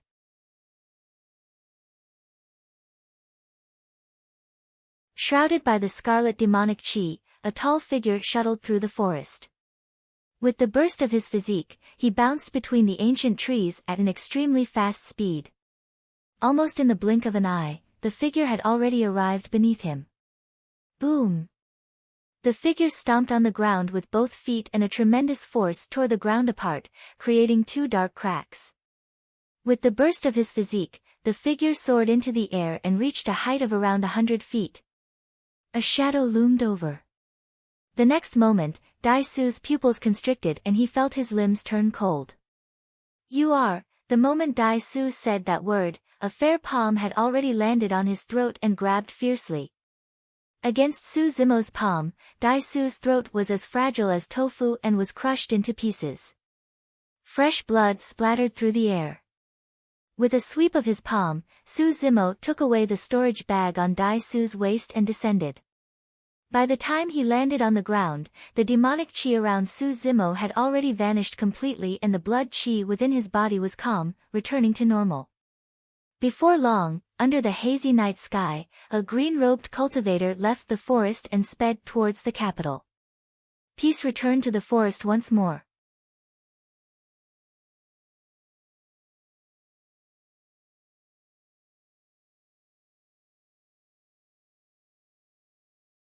Chapter 289.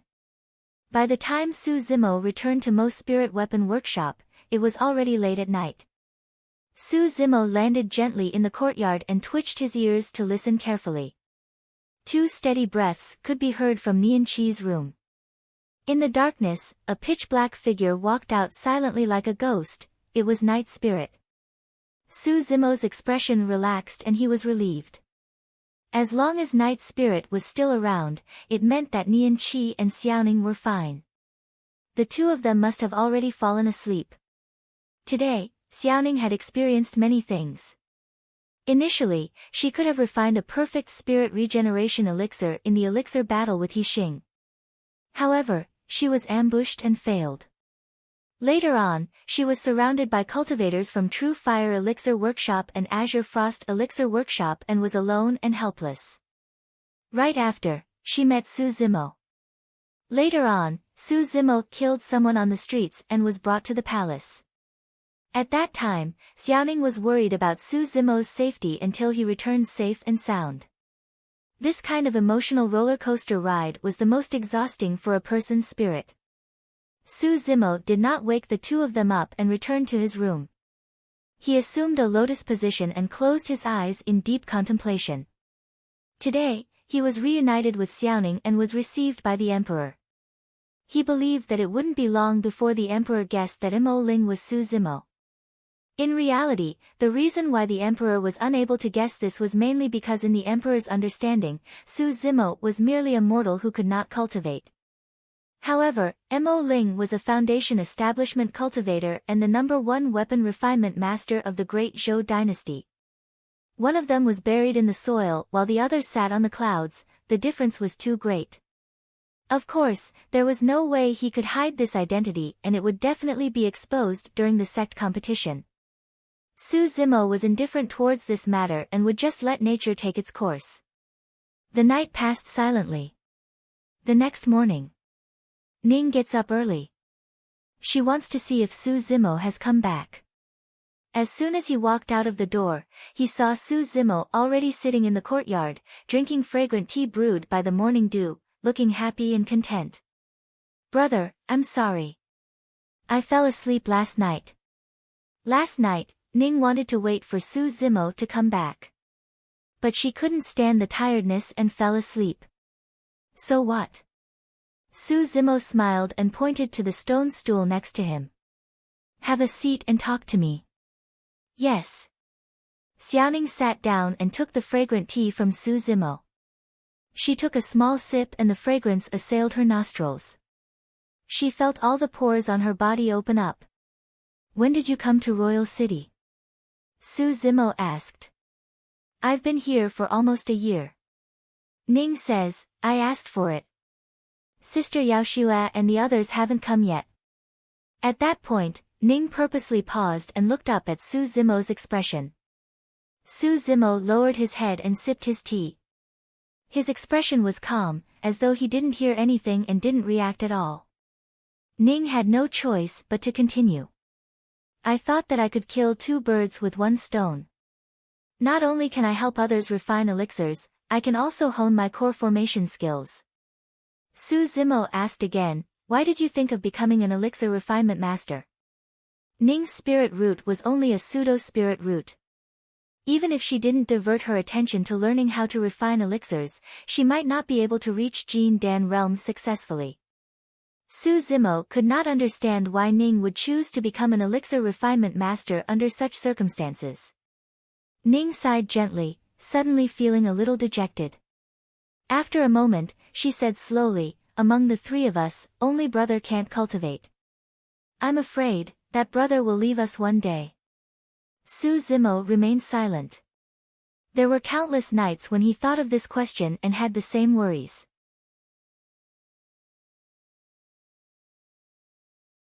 If he and Ning could form their cores, Su Hong's lifespan would only be slightly more than 100 years and he would definitely be ahead of them. Perhaps, no one would be able to understand the kinship between the three of them. Even though Su Zimo and Xiaoning were already on the path of cultivation, they still had a deep sense of dependence and attachment towards Su Hong in the depths of their hearts. Back then, if not for Su Hong, the two of them would not have survived. Ever since Su Zimo and Ning could remember, they had never met their parents. In their hearts, Su Hong was like their parent. Ning said in a daze, "I know that we'll have to go through all of this eventually and experience the separation of life and death. However, I want that moment to come later. I heard that some incredible elixir refinement masters can refine elixirs that can extend one's lifespan. That's why I want to give it a try. Even if it's a year, a month or a day longer, it'll be good." Su Zimo was moved. Reaching out, he hugged the teary-eyed Ning gently in his embrace without saying anything. Most cultivators cultivated the Tao for the sake of longevity and foresight. Su Zimo had never heard of elixirs that could extend one's lifespan. Even if such an elixir formula existed in this world, the requirements to refine it would be unimaginably harsh. However, despite knowing that, Ning still chose to embark on the path of an elixir refinement master. Even if such an elixir only existed in legends, she had to give it a try for the sake of that tiny bit of hope in her heart. Suddenly, Su Zimo understood something. It was not a coincidence that Ning had such achievements in elixir refinement. This kind of obsession was not something that everyone possessed. A moment later, Su Zimo asked again, "What's up with that elixir furnace of yours?" Xiaoning stood up and took out the exquisite and quaint elixir furnace. Placing it on the table, she said, "I saw it at a stall in Yongxing City. At that time, I didn't think much of it. It just looked rather old and there was nothing special about it. However, when I picked it up, I had an inexplicable feeling. Therefore, I bought it and He Xing of True Fire Elixir Workshop happened to see it." Su Zimo looked at the elixir furnace in deep thought. Ning continued, "Later on, when I brought this elixir furnace with me to refine elixirs, I realized something different. As long as I bring this elixir furnace with me, my mental energy will be extremely focused when I refine elixirs. Unless something major happens, it's hard for me to be distracted." Realization dawned on Su Zimo. It was no wonder why Ning was in a perfect state and focused state during the elixir battle yesterday. So, this mysterious elixir furnace played a part in that. "Put it away," Su Zimo instructed. "No matter what, don't give this elixir furnace to anyone else. Keep it for yourself. I have a feeling that this elixir furnace has a great background."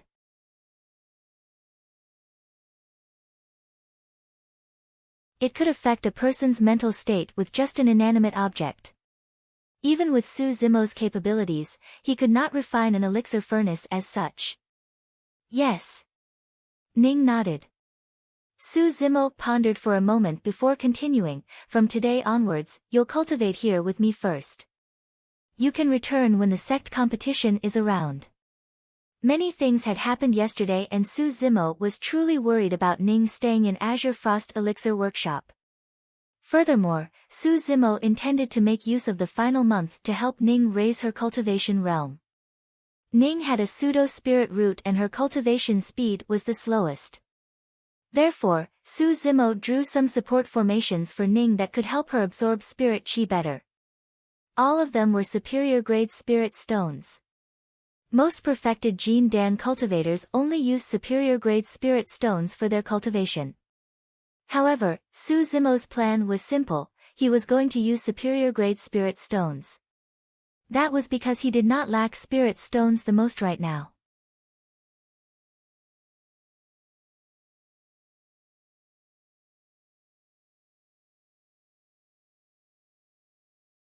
Chapter 290. As the time for the sect competition approached, the number of cultivators that arrived in the capital gradually increased and major sects had already led their disciples here.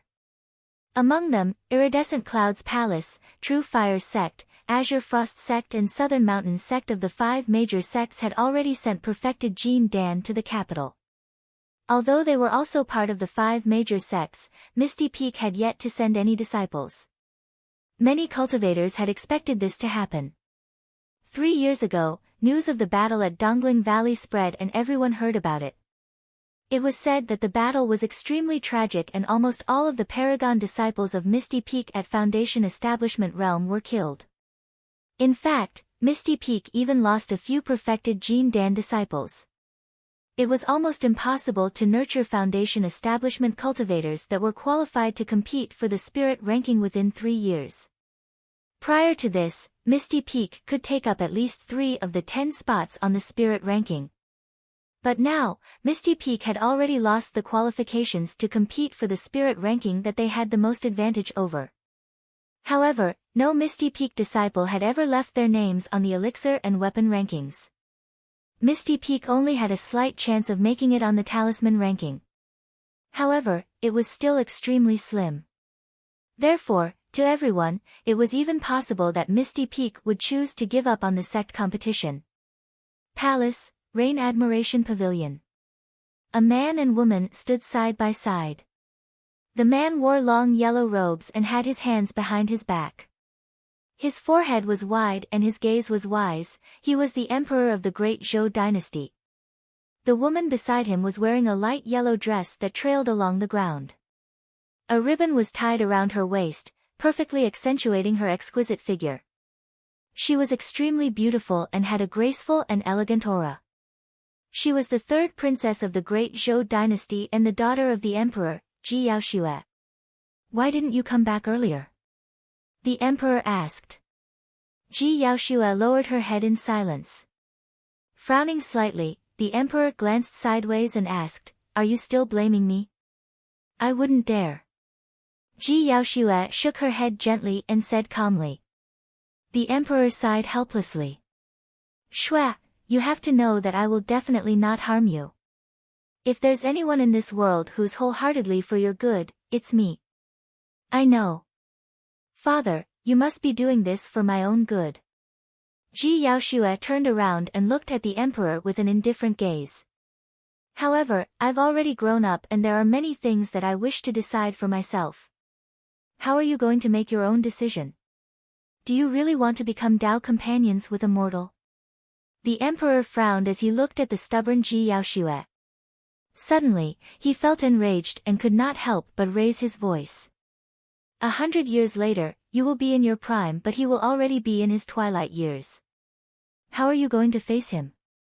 Have you ever thought about these problems?" Seeing that the emperor was enraged, Ji Yaoxue shut his mouth and stopped arguing with him. Taking a deep breath of air, the emperor composed himself and suddenly said, "A few days ago, I customized a supreme-grade flying sword for you. It's completely customized according to the weight and shape you're used to. Go and get it yourself." "A supreme-grade flying sword? And custom-made?" Ji Yaoxue was slightly taken aback. However, in the blink of an eye, Ji Yaoxue reacted and asked probingly, "Is it Most Spirit Weapon Workshop?" "You've heard of Most Spirit Weapon Workshop as well?" The emperor raised his brows slightly and turned to ask. "Yes," Ji Yaoxue nodded. "In the past year, Most Spirit Weapon Workshop's reputation has already spread to our sect. In the territory of the great Zhou dynasty, there are probably not many people who haven't heard of Most Spirit Weapon Workshop."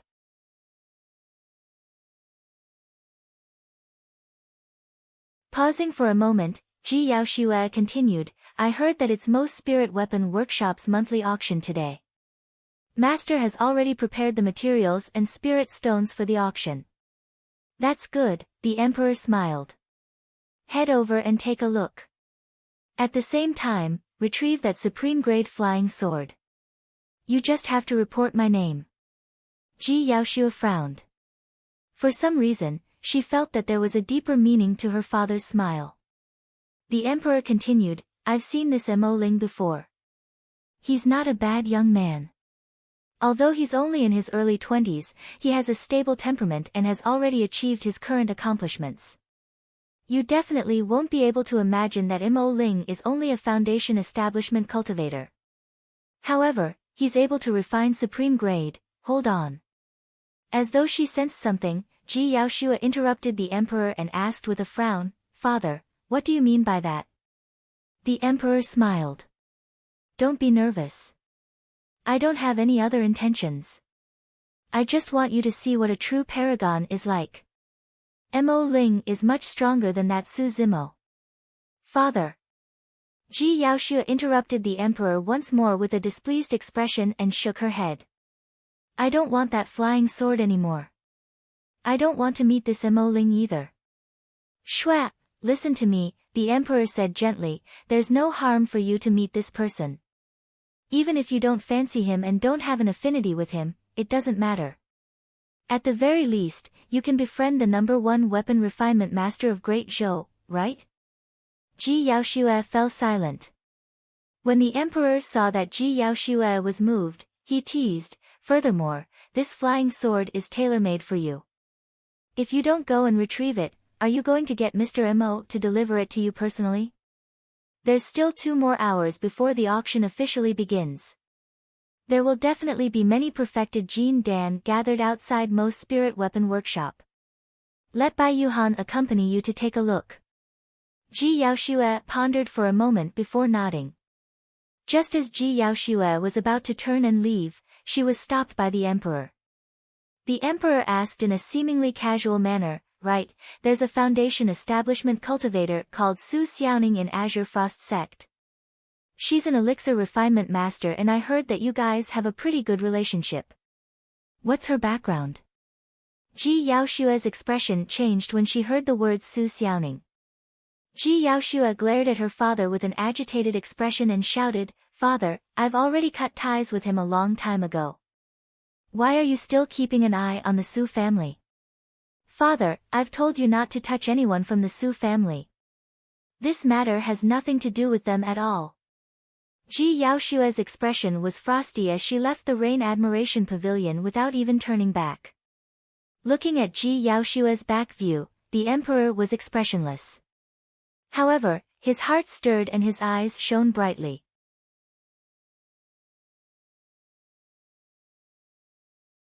Ji Yaoshue's sudden agitation coupled with the 2 sentences she said just now aroused the emperor's suspicions. Su Xiaoning? Someone from the Su family? How could a disciple of Azure Frost Sect be related to someone from the Su family?